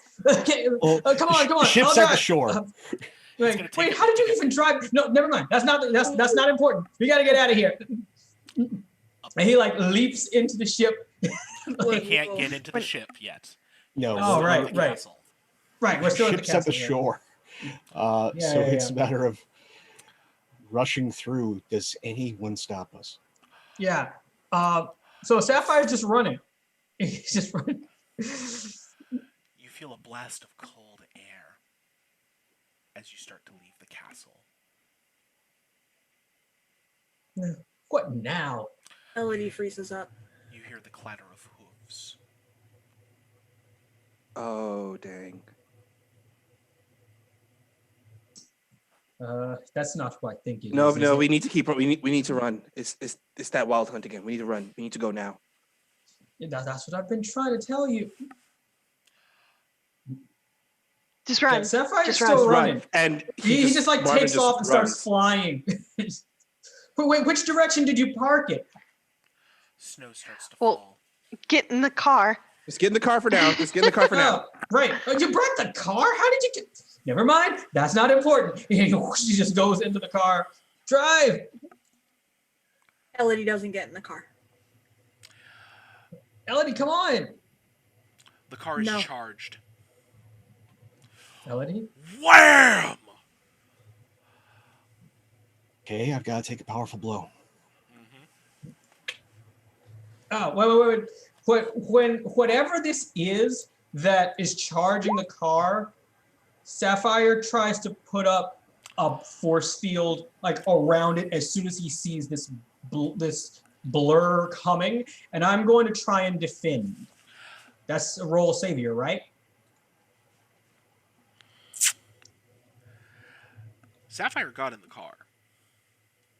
Right. Mythos, I need you to choose from the list from Yeah. taking a powerful blow. No, he's out. He's out. Like the car gets hit, and as he's sitting at the wheel, he just goes, "That's new," and just discorporates as the car Oh. goes Oh no. end over end. It skids to a stop, and alongside it is a snow white horse. Atop it, a crystalline armored figure with a lance like an icicle. That would be so cool if it wasn't going to try and hurt us. Elodie, I believe you had something to do. Was I was gonna fight them while the others got away. That's a little different now. Yeah.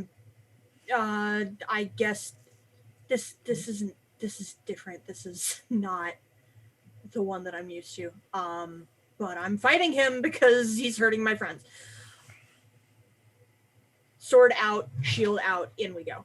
Yeah, Marvin does not waste any time. As soon as he saw that impact happen and the car go flying, Marvin already like launched himself at that thing to just punch the crap out of it. Okay. Go ahead and I'll have you both roll to directly engage the threat here. Okay. Okay.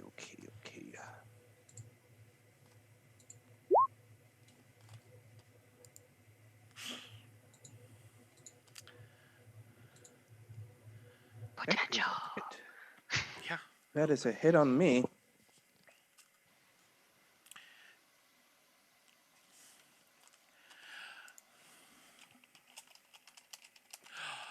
Okay.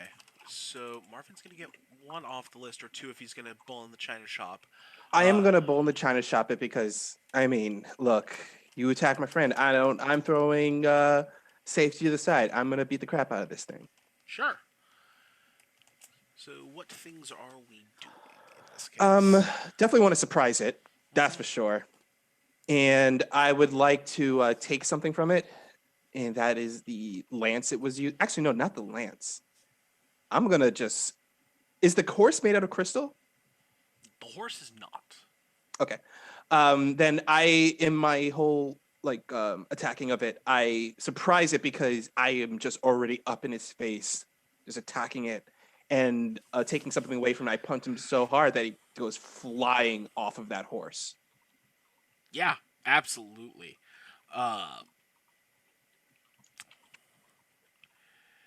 You do that. He manages to like get a gauntlet in and just try and smash you. Um, so we'll have you take a powerful blow as you're trading Okay. on that one. Celeste Elodie just freezes up because you see that knight, and you know it's not in your head. It's not the Black Knight, but you just have that flicker of recognition and stop. But that's when Marvin shoots past and makes stuff happen. Also, I would like to use the move I am not my body. Yeah. So when I take a powerful physical blow, I can roll as if I had 2 for your conditions marked. Yeah, probably a good And I already have 1, so I'll just be rolling straight then. Yep, that works perfect. That means I'll be minusing 1 on this roll.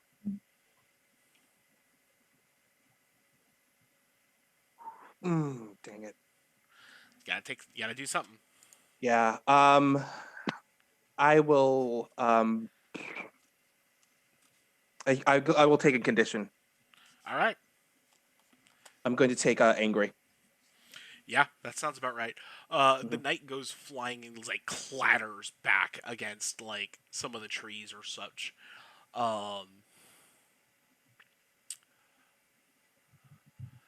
Several more are starting to emerge, and they're getting ready. They're looking a little unhappy. We have Hussar, Sapphire.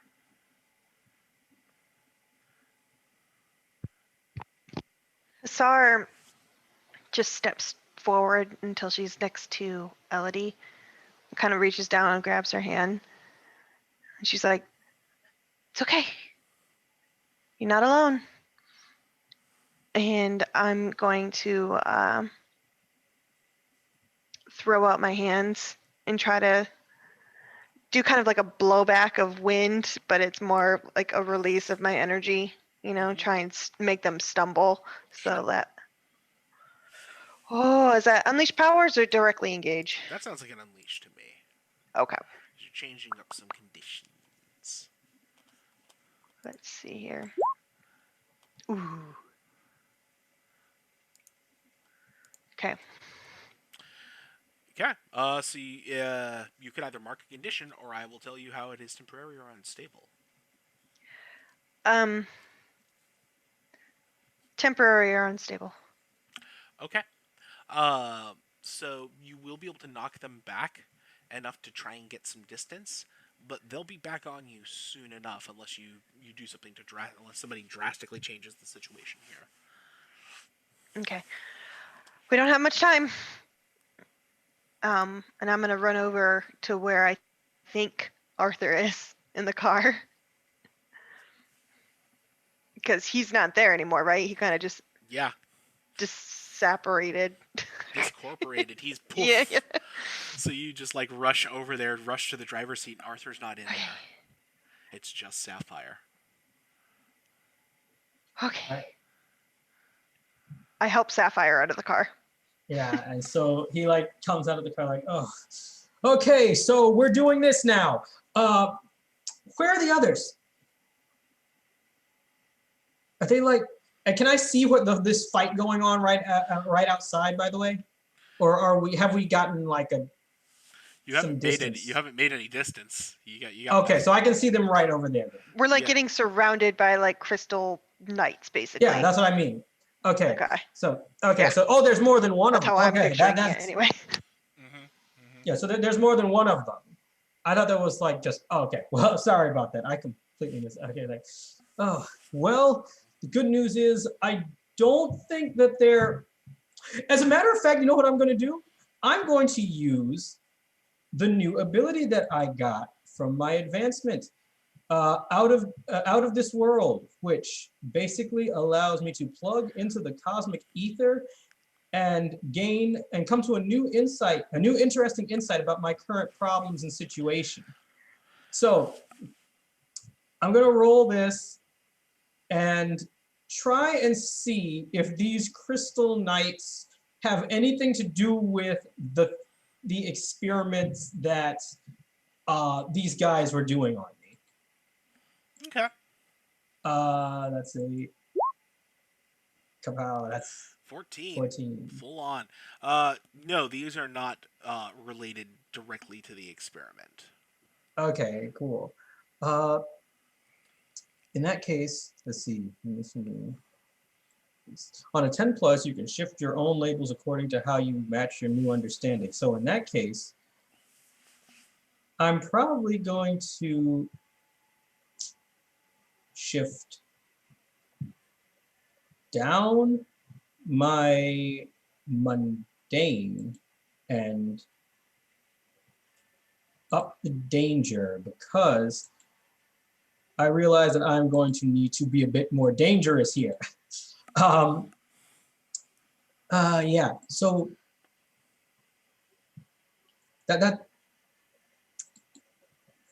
yeah, so that's my turn right there. I just use that particular action. All right, then. At that point, I think stepping out of the woods is another guy. This guy is pretty beefy, bare chested. He's got like a tattoo of a dragon on there. And he starts stalking towards Marvin. He's cracking his knuckles. Marvin just looks over at this guy. He looks over at that Crystal Knight. Looks over at this guy. Looks at the Crystal Knight. He's like, all right, I could probably beat you up easily. I mean, you might as well just go now because it looks like this guy is going to give me a better fight than you. So don't take his offense or anything. It's not like going against your honor as a warrior or a knight or anything. I just personally feel like I'm going to have a lot more fun fighting that guy, okay? And he just like nonchalantly just walks over to that guy while like looking back like, I'm sorry, I just really want to fight him. Sorry. And he just walks over, leaving, just like walking away from the other knight, just leaving them alone. Yeah. He doesn't move. He's just out cold. And he walks over to this big guy, and he talks over. He's like, "All right, looks like you are definitely my size of a fight. So, what's your name, big guy?" Ivan Dragonheart. Ivan Dragonheart. Okay. Well, guess what, Ivan Dragonheart? He holds out his fist and he waits for Ivan he holds out his fist and then he does the whole Ivan Drago thing of like, I must break you. Oh, this is going to be fun. And Marvin, you mean to hit fairly hard. It doesn't quite hit as hard as you hoped it might. He like does it goes. I... Okay. Normally, okay, you're supposed to move your. You're supposed to. Oh, you're gonna hit me really hard, aren't you? And he rears back. And you see his fingers are growing into claws, talons. Similar to salamanders, funny enough. Oh, this is not gonna end well. Word! And that's the thing you see is just you see Marvin's face looking up and just this shadow of a claw just appearing over his face. You see the speech that says, "Oh, this is not gonna end well." And all you see is a panel of Marvin getting punched, and you see him getting punched. He goes flying backwards and he crashes through the panel walls. And you see him like he goes through several panel walls and he's now inside of the castle, like just like laying in a heap in a bunch of rock. He's like, oh, okay. Okay, got it. I got it. And I'm going to definitely use my body with this. Because, oh no.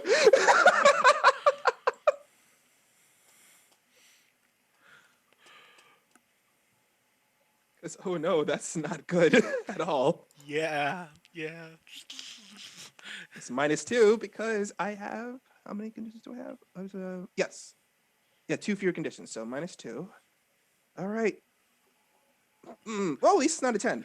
It's not. At least it's not a 10. It's not a 10. Yeah. At least it's not a 10. It's 1 away from a 10, though. That's scary. What would you like off ooh, the menu boy. on that one? Oh boy. Because I already took a condition. I don't want to take another condition because then I'll be at 4 conditions.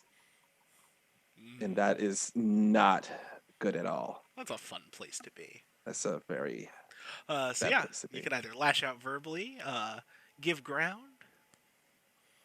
I'm gonna give ground because he totally caught me off guard, and I'm fighting someone definitely out of my weight class. Mm-hmm. So you guys see this hulking brute of a fellow just casually walking past, doesn't even give a care about you. And you see like black scales growing along his arms as he walks towards the Marvin-shaped hole in the wall.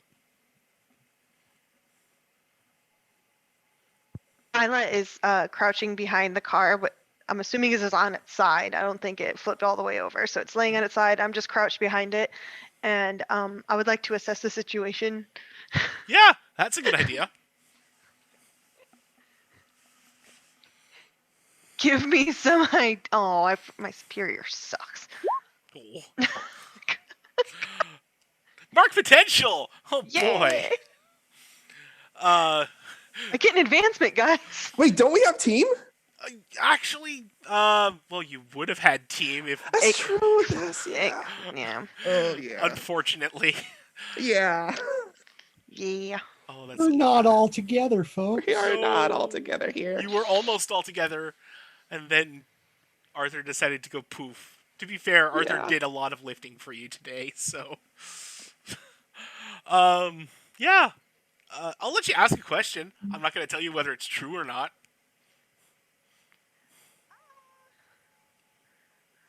How about what here is the biggest threat? I mean, okay, for you, the biggest threat is Mab coming through and deciding to really hold you to the deal. Cool. So in that second, I'm just staring at the Marvin-shaped hole, and I'm just like, oh, We need an out. We need a way. We need a way out. Good. Where did Arthur go? That's all I got at the moment. Brutal. Who's next? Yeah. If I may, in that moment when she said, "Where did Arthur go?" Uh, the stereo just weakly turns on. You just hear the phrase "when the wind blows," Oh, and then cuts off. ouch. Oh my Oh gosh. no. Party Crasher, you got something for us? Maybe? I was also going to assess the situation. I mean, you could try and provide a different assessment of things. Right. Here we go. That's a hit. That's a hit. You get Okay. one question. Okay. How can we best end this quickly? The best way to end this quickly. That's a beautiful question. The way to end this is to get Marvin, get the hearse and get the hell out of here. Like, and that's if you're lucky.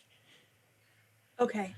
You like Morgana's unconscious. You don't know if Avalon works the way it should while she's unconscious. Okay.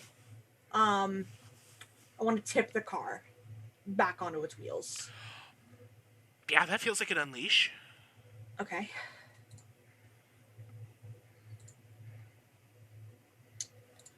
Don't like the freaky right now. Nope.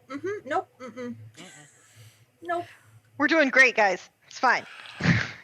So you're gonna mark potential. We are really good at this game.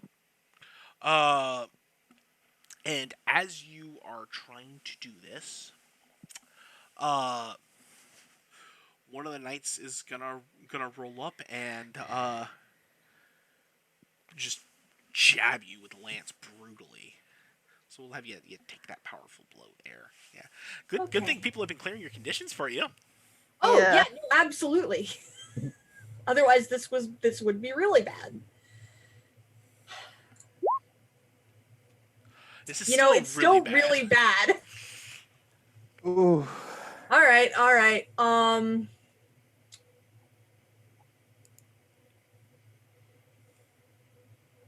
Because this is still really fun,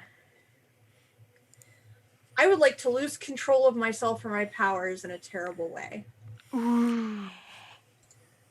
Oh wow. Oh boy. Okay, cool. I think at that point,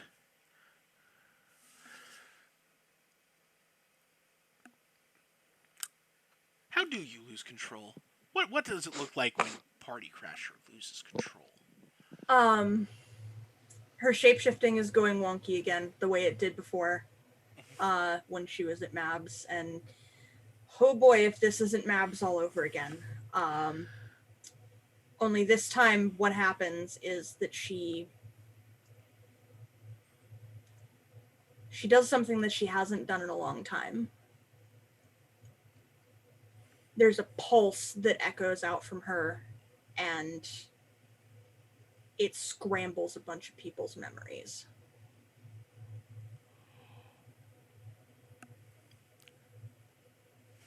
Okay. So, I'm going to do a thing then.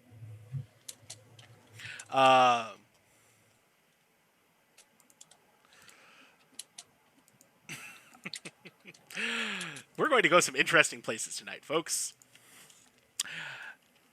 So, first things first, Elodie. Odd or even?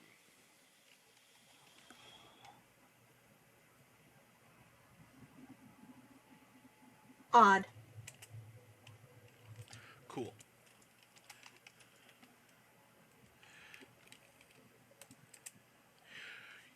Your memories are jumbled with sapphires.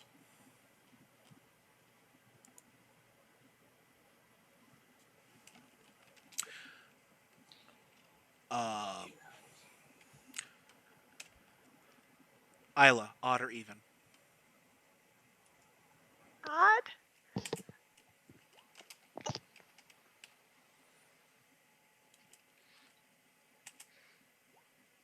Cool. You're gonna get some of Morgan Le Fay's.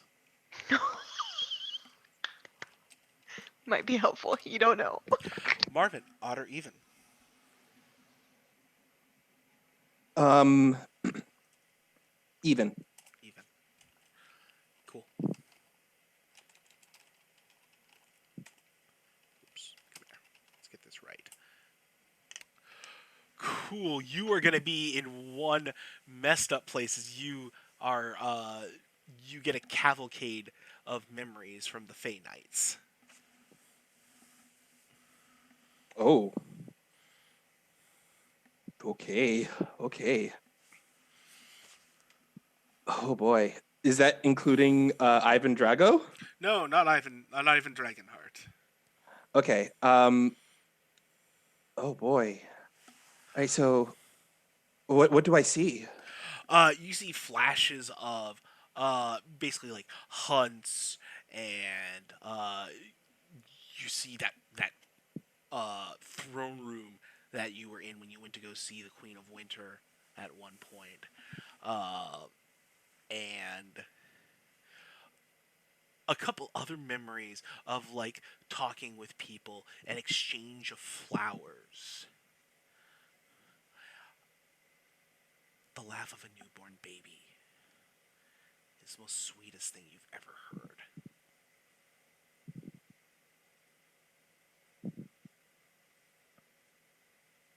Marvis stops and looks up at Ivan.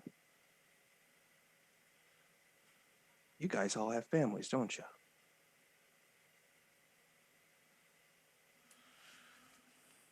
I have family at home. Yeah. But he looks very confused.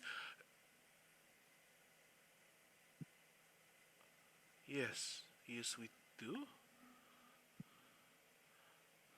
Marvis stands up. You probably got like someone at home waiting for you, right? Yeah. Yeah. And I'm gonna take a wild guess here. But you're also knowing a little bit about us right now, aren't you?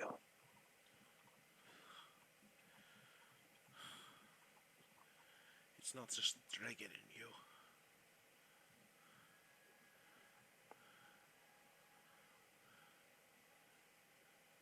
Right.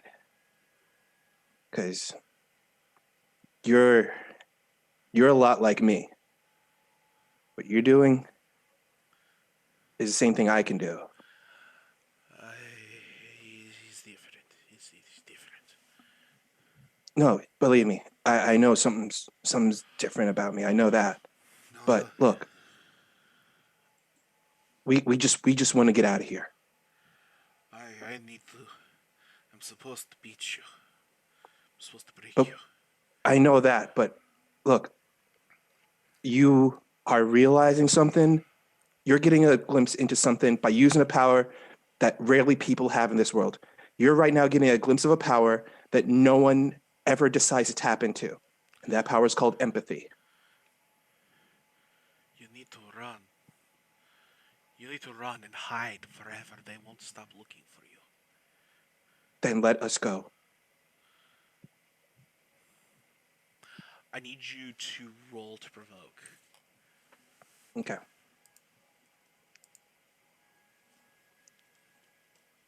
And because no, I can't do that because I didn't use my monster's form. All right.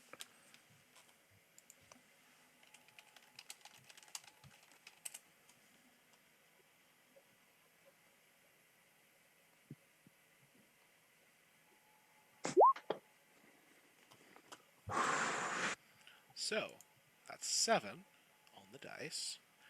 On the 7, you provoke. I get to choose one. I stumble, take one forward. Air, you gain a critical opportunity. Or they overreact, you gain influence over them.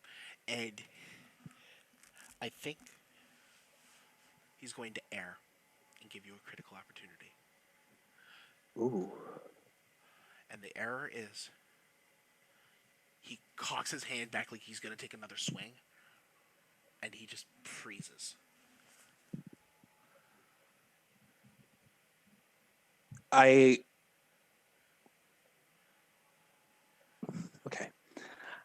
What I do is I don't attack him. I just walk up to him. I take his fist, and I just slowly put it down. Let us walk away. He sinks to his knees. A vacant expression. I pat him on the shoulders, and I say in Draconic, "Thank you, brother." And I head off towards the others. And I am just heading off towards the others, and I'm yelling, "We need to go now." And Marvin, as you're walking away, you hear him say, in Draconic as well, "I am not your brother. I am a murderer of your people."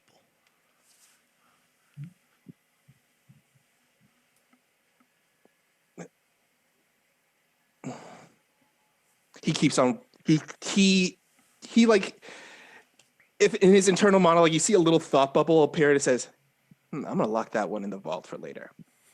And locked. And he runs over to help out the others and yelling, "We need to get out of here." Okay, so I want you to up your superior and drop your danger. Ooh, that's going to give me condition because my danger's locked. Yeah, well, yeah, I made a choice. I am going to mark insecure because it's something, because he now knows there are people out there who were meant to hunt his kind. So that makes him very insecure because he thought he was reaching out to someone who was just like him, but it was actually the total opposite. And that just got him, making him feel a whole lot away. Yeah, that's fair. That's absolutely fair. Sapphire. Right. So, as soon as I get the chance, I just take off and fly towards where Marvin was. But on my way there, I happen to meet him as he's coming towards me, "Oh, hey, Marvin, did you deal with that guy back there yet?" I think we both had this weird moment of self-introspection, but we can talk about that later. We need to go now. Sapphire, before you go flying towards Marvin, you got hit with a wave of Elodie's memories. Yeah, that's true. So Sapphire, at that point, Sapphire, what you get from Elodie? You get flashes of the day that her brother and mother were killed. Flashes of fear, of mom telling them to run, of climbing into that dumpster, the smell of blood, the feeling of helplessness. You see you see Periwinkle as though through your own eyes, offering his hand with a sadistic smile on his face. Okay, well, in that case, yeah, his reaction is going to be a little different. Yeah. What's going to happen? Had to cover that. Yeah. Sorry. So when Marvin gets his way over towards where Sapphire is, he basically just sees him standing there with this 1,000-yard stare on his face. And he's just like, that bastard. What did he do? I think at that point, that is when Marvin, he's just running over to them. He sees Sapphire. He runs over to Sapphire, and he just grabs him by the shoulders and you need to snap out of it right now. Snap out of it. I get it. You're seeing some things you really are confused about right now, but you need to snap out of it. We need to get going now. We have a window of opportunity. We cannot lose it. Where are the others? I think I was just with Isla. I don't know what's going on with Arthur and this car, but he was driving a little while ago and then he disappeared. We gotta Okay. get this thing right back up. So what Sapphire is going to try and do at this point is I'm going to try to flip the car over. He uses his shape-shifting things to make his arms big and huge again, and like tries to flip it back on its right side up, and that would be an unleash, right? Absolutely, yes. Mhm.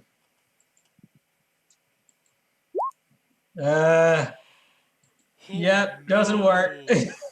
So Oh, Sapphire, you are lifting the car, and as you are lifting the car, a flash of the Black Knight charging towards you comes into your vision. You are hit with the biggest wave of fear that you have ever felt. You not since you confronted the diamond.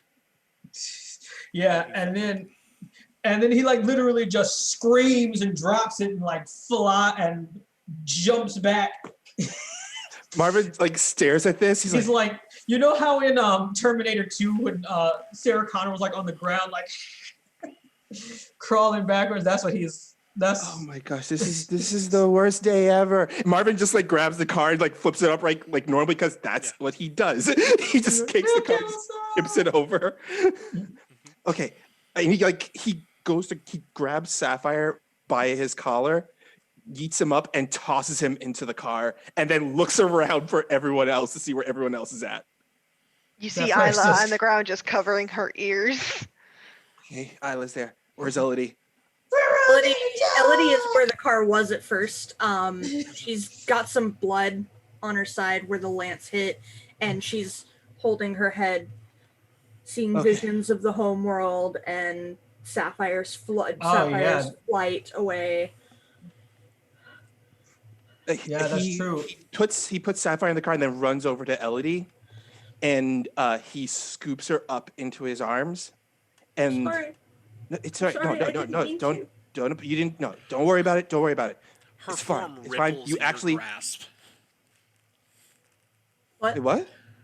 Her form ripples in your grasp. It's okay. It's okay. It's okay. It's okay. Believe me. It's fine. It's fine. You actually helped us out big time. You helped us out big time.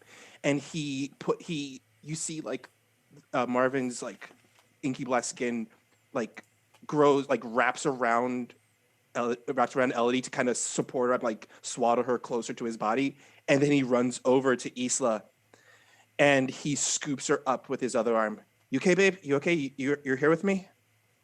I'm just holding my ears because I don't know what Morgana Le Fey's visions are gonna be like. Well, you are having those visions of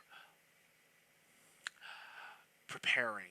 You've been waiting for so long, centuries, locked away in this place, ruler of your own small tiny kingdom when you could be having the world, all because that dumb idiot brother of yours had to go and get himself killed.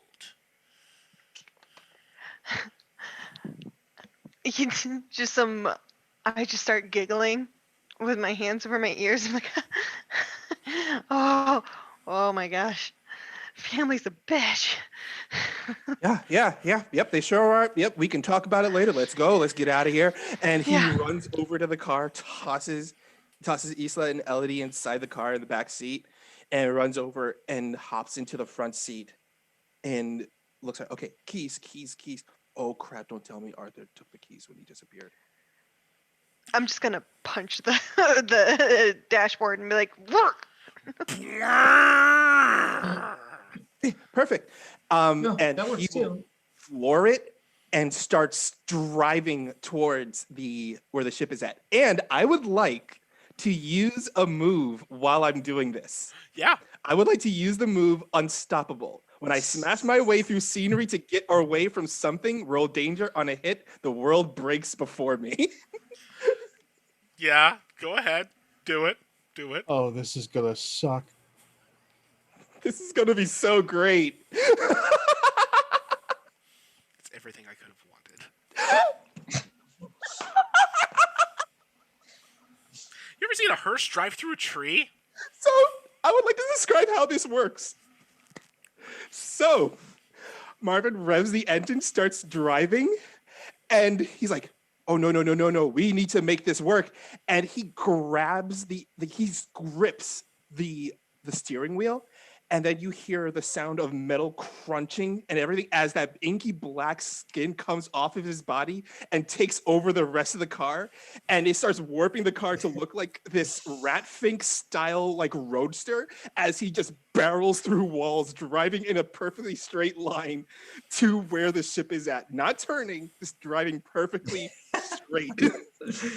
I'm already out of commission, but I do want to note that the particular power that has granted me this delightful vehicle, every time this vehicle gets hit, it is the equivalent of take a powerful blow. I am feeling, I may not be conscious, but I'm feeling every single tree, every single rock, every single sheep that you have just driven through. So we just see the expletive like explosions on every page when the car hits something. And as we see like the procession of panels as the car is driving past, we see also right behind it a procession of snow following afterwards. Oh gosh. He's flooring it. He is just flooring it. Not there. like he's not taking his foot off the pedal, and he just drives it right into the ship. And as soon as it slits, it hits into the back of like the cargo bay that they parked the car in.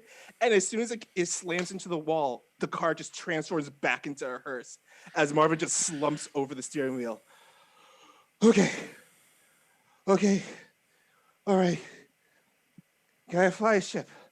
Serious, buddy, you can. Yeah, I'm on it. You guys just hang tight. And he like gets up into the cockpit. Merges his hands in with the rest of the ship, and it stalls for a bit because it just crashed, but it eventually just takes off, and like, all right, we're gonna take the jump to light speed.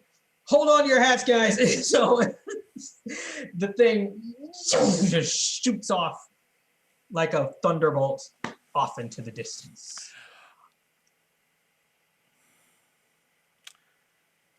Isla, do you want to leave Avalon?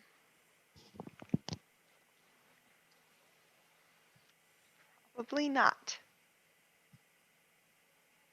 If I'm being completely honest, she probably last second jumps out of the back of the ship. And that ship just leaves you. It just leaves you. It's like it literally turned into a laser beam, and it just shoots off. Yeah. And I stare down the knights that are coming towards me in all the snow and the cold. And I would like to use my new move called Words of the Past. Lets you ask members of your legacy for input on a problem. And I'm just gonna fall to my knees. Yadviga, new or old, tell me how to fix this. Okay. Huh. That connection with Yadviga, please tell me. There might be a connection with a Yadviga. This is in the Legacy playbook, right? Okay, just making sure I've got the right place. Just I'm give you the right information. It's important. Okay, so tell me about the problem you face and ask me a question about it.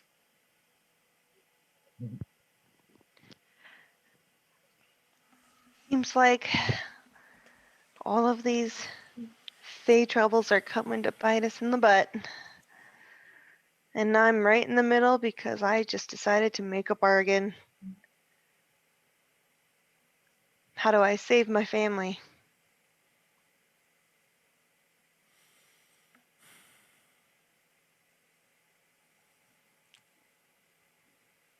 Child, first of all, never make a bargain with the Fae. They will always get better word out of it. They prey Yeah. on foolish children like you for exactly this reason. That's it. It's not your fault. You can figure out a way. There is always loophole.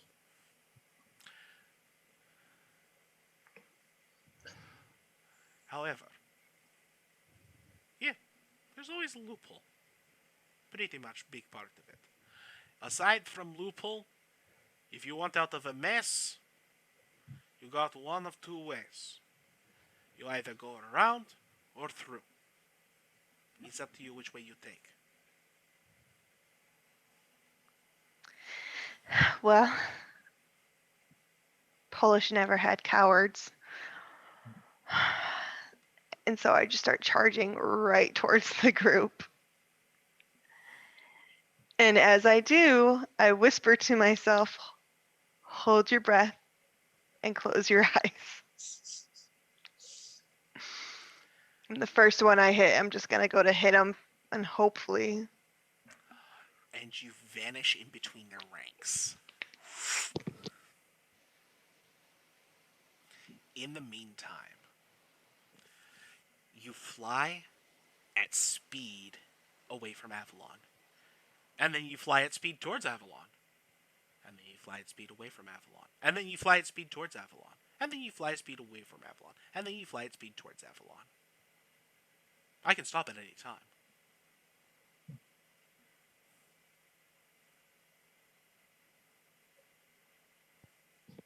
Can I take myself to their ship then?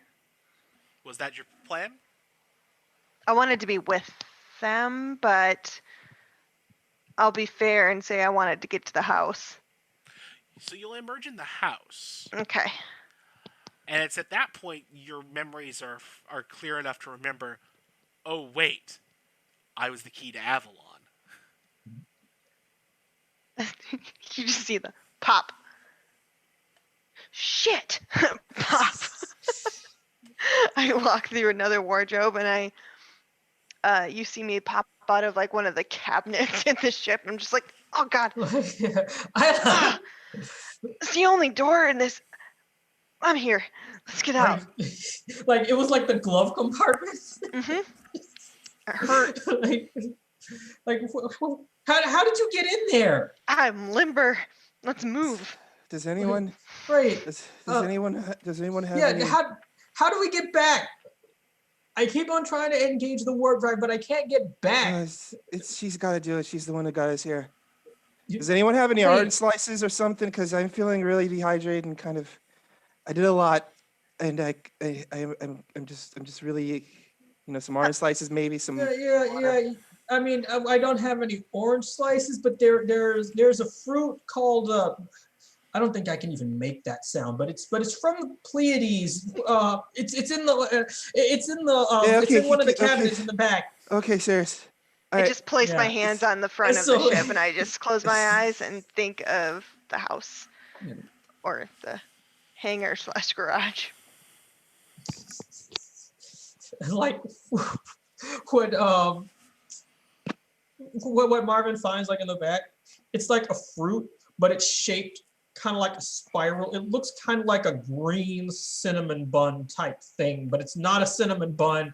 It's got a peel around it like an orange. Oh, he eats it. He just eats it up because he did a lot. He did a lot. He needs his hydration. It's very juicy, but the only way I can describe how it just tastes weird, and it just tastes raw. He eats it. It's biting into an orange and getting Alfredo sauce. Yes, exactly.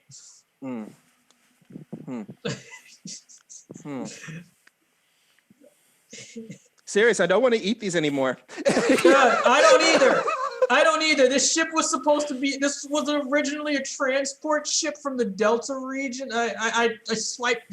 I'll tell you more about it later. Anyway, and then the ship whoosh, just warps wherever it is that Isla tries to take it at this point. It cracks through the cloud. And you have that sensation of passing between and then coming out the other side. Finally we made it. I have so many questions, you guys. What happened when I was gone? A lot happened, and I would love to take time to answer them all, but well, Arthur is out of commission, Yeah, and so is Elodie. yeah, So like, I think right now we should just rest up right now. Yeah, 'Cause yeah. yeah, We need to we've get been to the through a house, lot. and and hopefully Arthur will make his way back.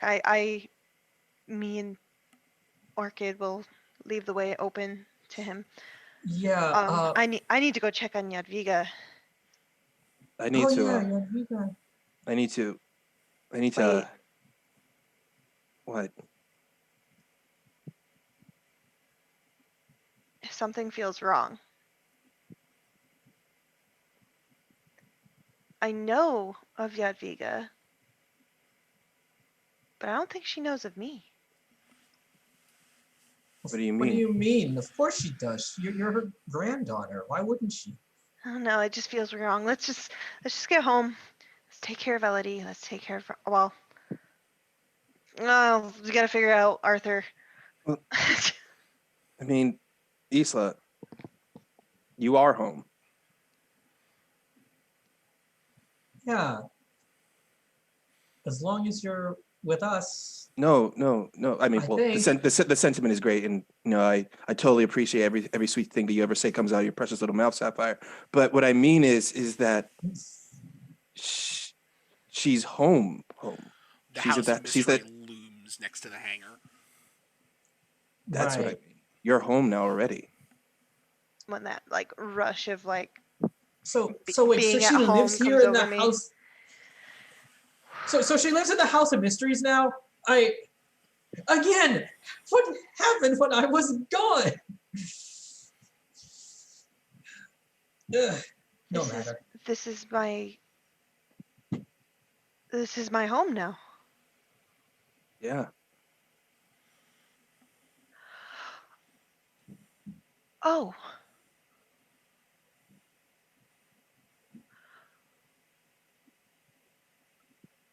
Oh. Okay. Isla, you all right? Yeah. Marvin, she's not gonna know you, I don't think, but will you check on her for me? Honestly, I don't think. Wait. I feel. I don't feel. You're right. Does she Okay. know me? Does Let's she just- still know me? Because if people are losing memories and stuff, because I was living with you. I don't what know. about this? I'm figuring out how this works as I go. I mean, why don't we have Sirius check on him? Yeah, because I know she. Yeah, I'll have to go check on her and see. I mean, because again, I have no clue why people are losing their memories of people. It'll be and fine. stuff, It'll be fine. but Just go. yeah. And, I'll go check on her. There's something I gotta do. Also, something I realized I haven't done in a bit. You're okay here? You're okay here, babe? yeah, I'm gonna take care of Elodie. I'm just gonna be holding Elodie at the waist, at my side the entire time. And we're gonna get our little nerd ghost back. Ghost? Oh, that's a lot. Yeah. He's dead? No, No, but yeah. kinda. Look, we owe you a big explanation. This is something I just really gotta do. He gives Isla a kiss. It says, "Look, whatever happens, whatever you find out that came from all this, just know I'm here for you, okay?" I always know that. All right. He heads out of the ship. He makes a stop at his room first, and he grabs a hoodie and he puts the hoodie on, and he puts the hood up to kind of conceal his face, and he goes through the closet to the exit that takes him to No Name. And he heads out of the bathroom of No Name and heads into the bar area, hood still up, and he looks around for May. May is at the bar. And Sapphire, on the other hand, he goes up to where Isla and Elodie are, and he goes and he gives Elodie a kiss. And he's just like, stay safe, beautiful. And he goes off to the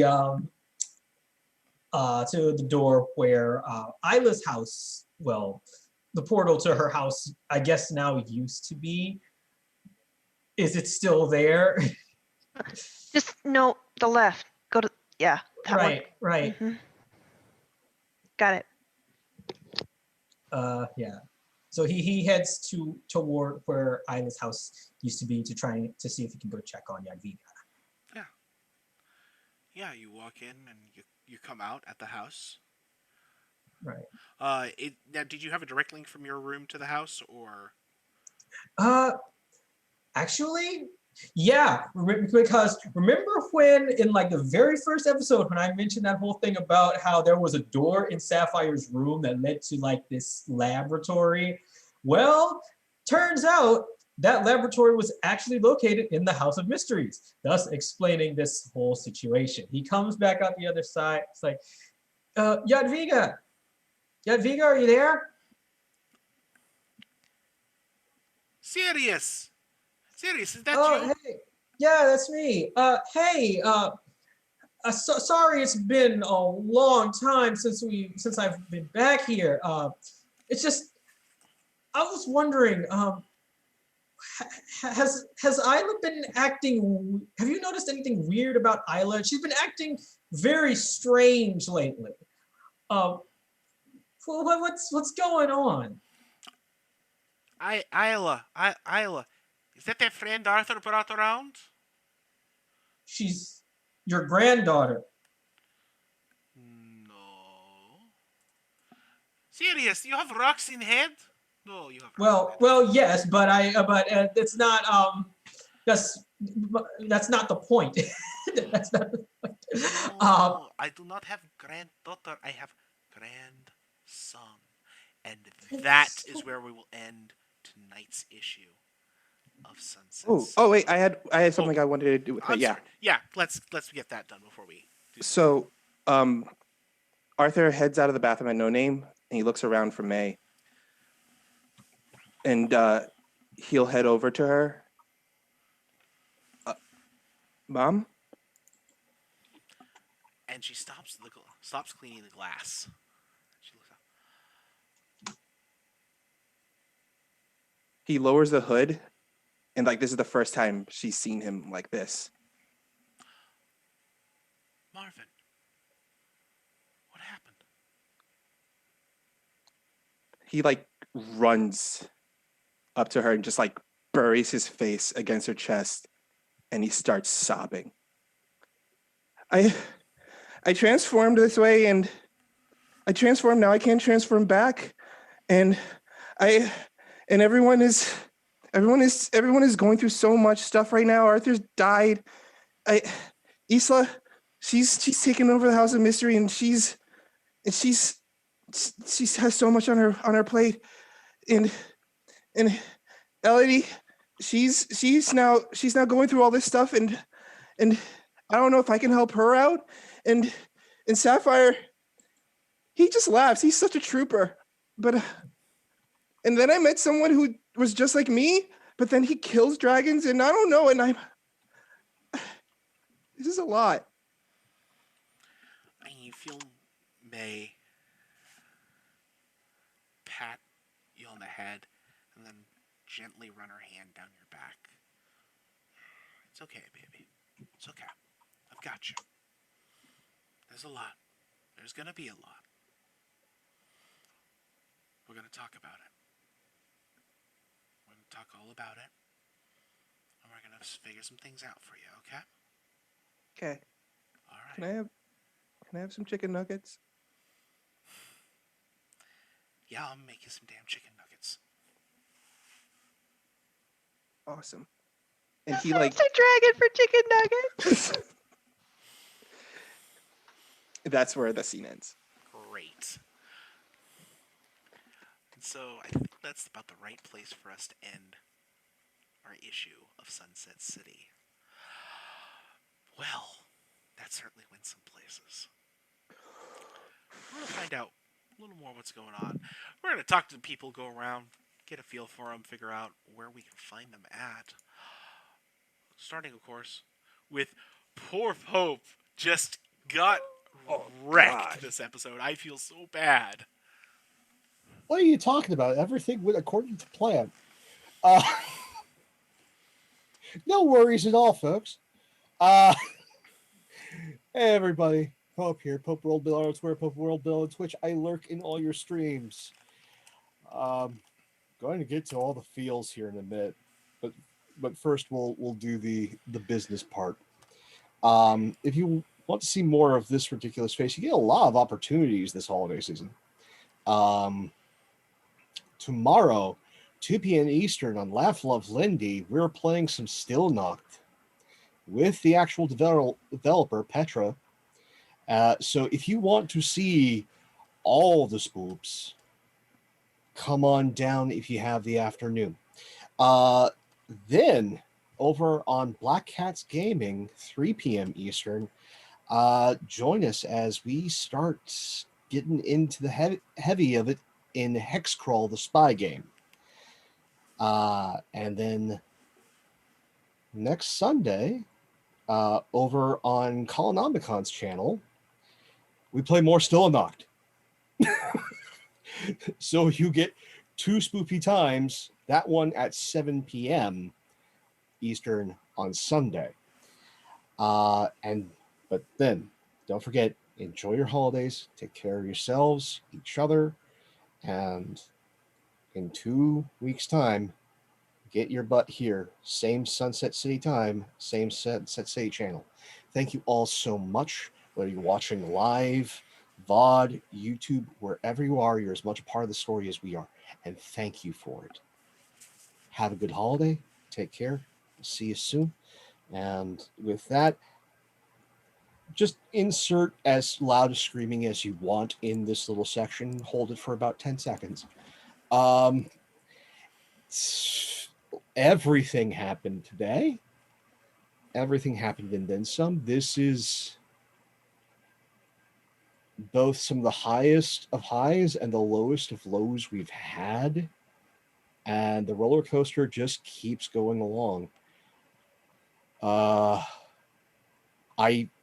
I feel so much pride and guilt right now. Christy, I adore you. I'm sorry. I love you. And welcome to the family. Yule's gonna be real awkward, but welcome to the fam. Bring a blanket. And now, like, I think we're on issue. This one. Yes, it is the on issue. It is the on one because last time you did Hell on Earth. So. Oh no, you did Evil Rising. That was yours. Yeah. So about that issue, don't think I'm doing Hell Warden anymore. No, I think Mythos finally graduated to his own series. Yeah, it's not titled Mythos. It's titled Barcast, Hound of Doom, issue 1. You see the hearse grim in all its glory, with Barghast sitting atop it, just sort of sprawled out, eating a donut, and then scattered all about it is all those henchmen that have been working for the Round Table of Crime, with the title, subheading, I should say, of The Hound Rounds Up, as is just an issue of him going around quickly after he recovers, well, more the car, really. going around and just cleaning house Christine style, but ever so slightly not killing them. Just a bit. Wonderful. Holy heck. Corey, how are you doing? Where can we find you? I'm doing pretty good. Again, as I mentioned before, I'm Corey Sparks, also known as Hyperlight Sparks. You can find me on Twitter at Corey Sparks with an X. Yeah, so far, this has been an interesting episode. I Lots of changes all of a sudden. Lots of things are different. Uh, who knows how it's going to play out from here. As for the comic issue, this one is going to be an issue of Sapphire, one of the most epic battles that Sapphire has come into so far. Sapphire Sirius versus the Doomsmith. This guy is basically imagine a dwarven blacksmith who has gone just pure evil and is trying to take over the galaxy. He has this like little catchphrase that my flame is hatred, my anvil is strife, my hammer is doom to all the universe. He literally hunts down Lithians to use them in his forge to make his mystical weapons. And now Sapphire basically has to choose between whether or not to protect the very people that he has tried to turn against from this crazy guy who is coming and trying to like destroy an entire like colony that belongs to the Empire and process them into his factory. Because so he's got to sort of grapple with these two enemies, like which one is the lesser of two evils here. Nice. Sounds pretty metal. Getting very Gord the God Butcher vibes off the Doomsmith. Yes. In the best possible ways. All right. Celeste, how you doing? Where can we find you? Well, I've taken a powerful blow before and chosen the lose control of my powers, and I've been very, very hesitant to invoke the memory of stuff for that. I'm genuinely glad I chose to this time, because that was something. I love where that went. Hi, I'm Celeste PLS on Twitter with way too many underscores on Twitter. I'm Celeste Shepherd here on Twitch. We got the finale of Eye Hunt coming up this Wednesday. Been a little bit of a fraught season, but we're planning on going out with a bang. So we'll see what Savvy has in store for us. That's 6 p.m. over on Encounter Roleplay. Aside from that, not really a whole lot else going on aside from this. Most of my stuff's home games right now. I was still planning on running that charity stream. It's looking a little bit shaky with the way things are for me right now, but we'll see what happens. I'll give it a shot, hopefully. But yeah, aside from that, every other week right here, and I wouldn't miss it for the world. This is my happy place, even when it's not so happy. As far as the issue of Party Crasher, given how close to her doom we're getting, I'd say it's time for the parting glass. We see Elodie sat at a table with the Mythfits around her and varying other characters that we've seen in Sunset City, and it's organized very much like the Last Supper. And the Judas whispering into her ear is Periwinkle.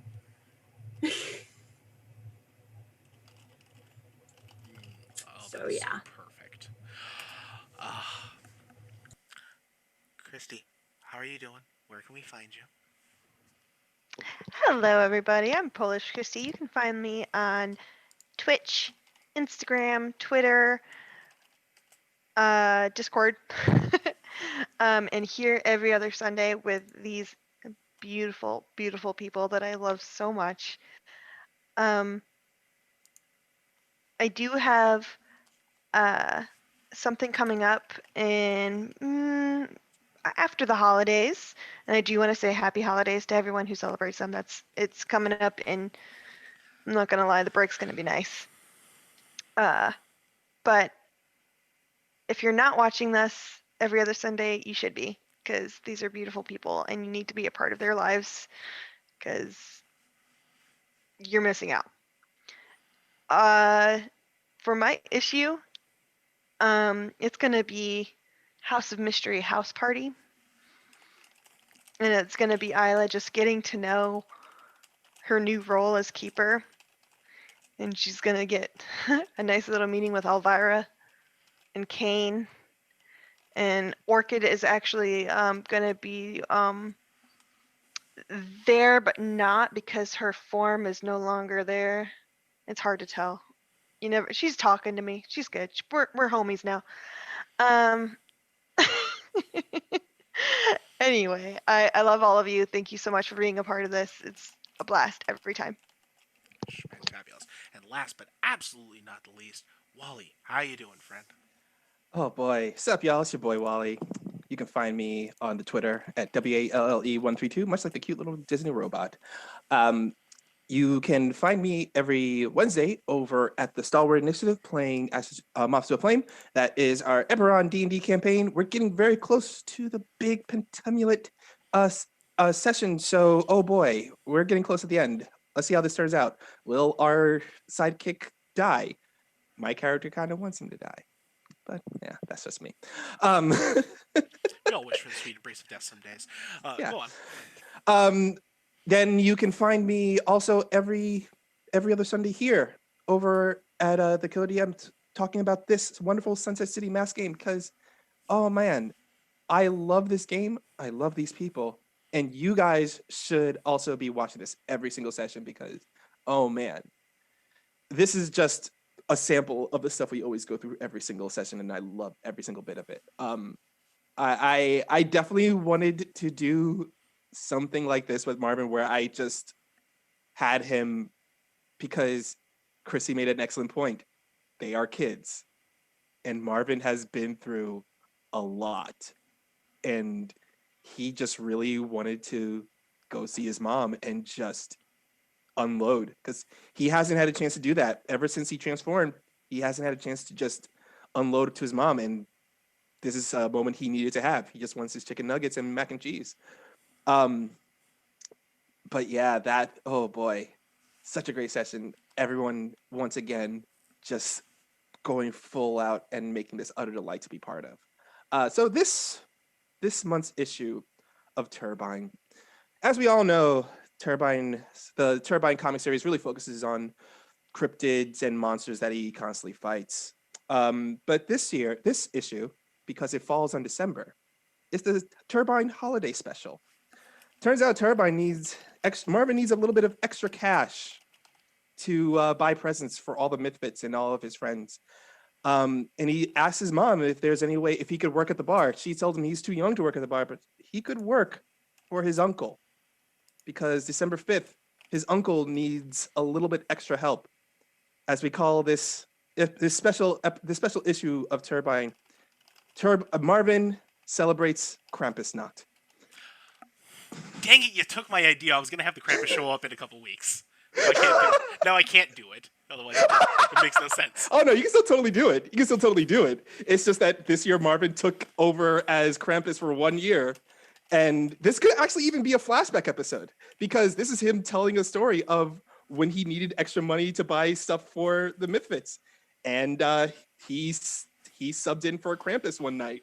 And it's a very comedic tale of Marvin going from house to house being Krampus and owning it and leaning into it hard. And eventually, though, while he's being Krampus, he does run afoul of a villain that is the eternal enemy of Krampus. And they think that Marvin is Krampus, so that ends up him fighting this enemy. This enemy is Her name is Jingle Bell.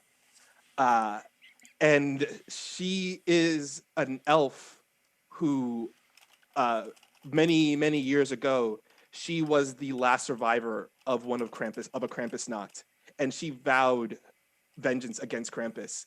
And every year, because this is the only time of the year she can fight Krampus, so she dedicates this one night just to fighting Krampus. But every year she always fails. But this year it's not normally Krampus, it's Marvin. So now it's Marvin versus Jingle Bell on a one night out of the year. Okay, I think I know how to make this work, but we'll see. But that's fantastic. I love. Oh, that's so hilarious. So hi, folks. I'm Matt, the Killer GM. You can find me on Twitter at the Killer GM. I write about games, various nerderies, just the kind of things people talk about on Twitter. It just is.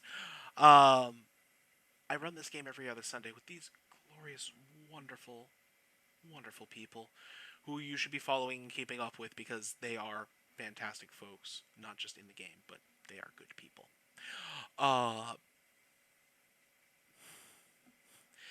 Thank you so much for watching. All of you who are, catching us live on the VOD, on YouTube, whatever.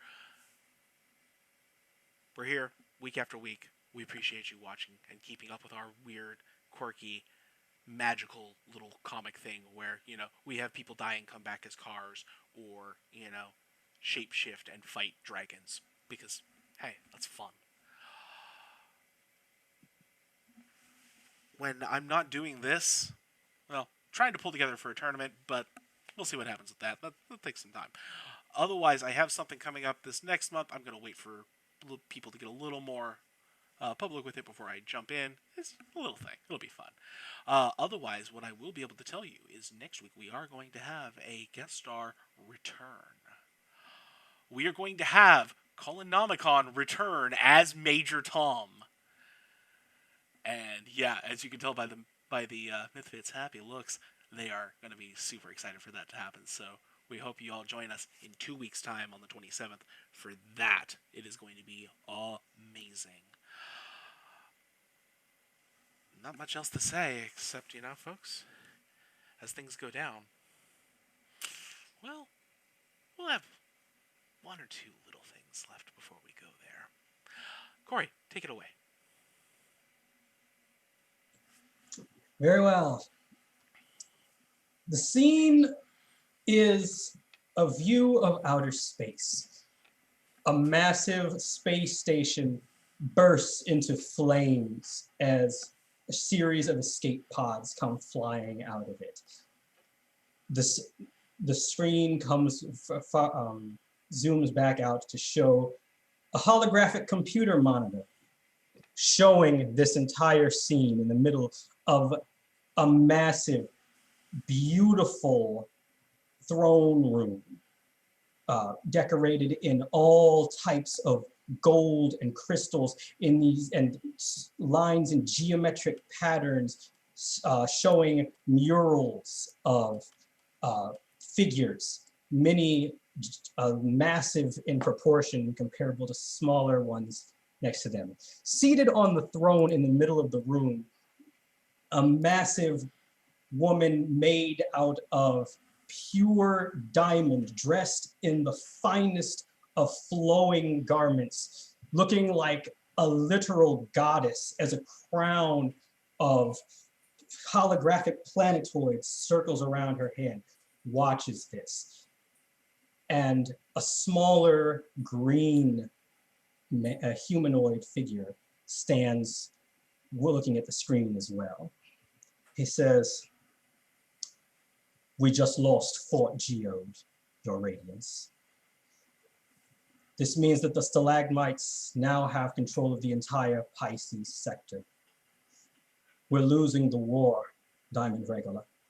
And so, Diamond Regula, "You think I don't know that? I need to make a call.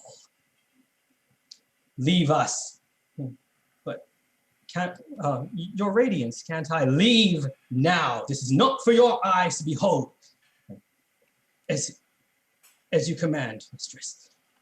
Emerald Alizeth walks out of the room, The lights go dark. The screen closes back. A tiny blip in another screen shows energy signature detected. Lithium, Avalon. And it shorts right back out. So the progenitors have once again taken us back. I don't want to have to do this, but I have no choice. Computer, contact Morgana Le Fey. The computer brings up Morgan Le Fey's throne room. Morgana Le Fey, Queen of Avalon. I apologize for contacting you after so long, after everything that we've done to you and your kind. However, I believe that a deal can be made. Your mother created us for a reason. And I believe that we may be able to serve that purpose in assistance for your goals. That is, of course, if you help us as well. With your magic, you can destroy the stalagmites in one fell swoop. And with our numbers, we can help you take over the land of man. Perhaps an alliance is in order. I will be awaiting your reply, daughter of my creator. And the screen closes out. Darkness. Elsewhere, somewhere in Sunset City,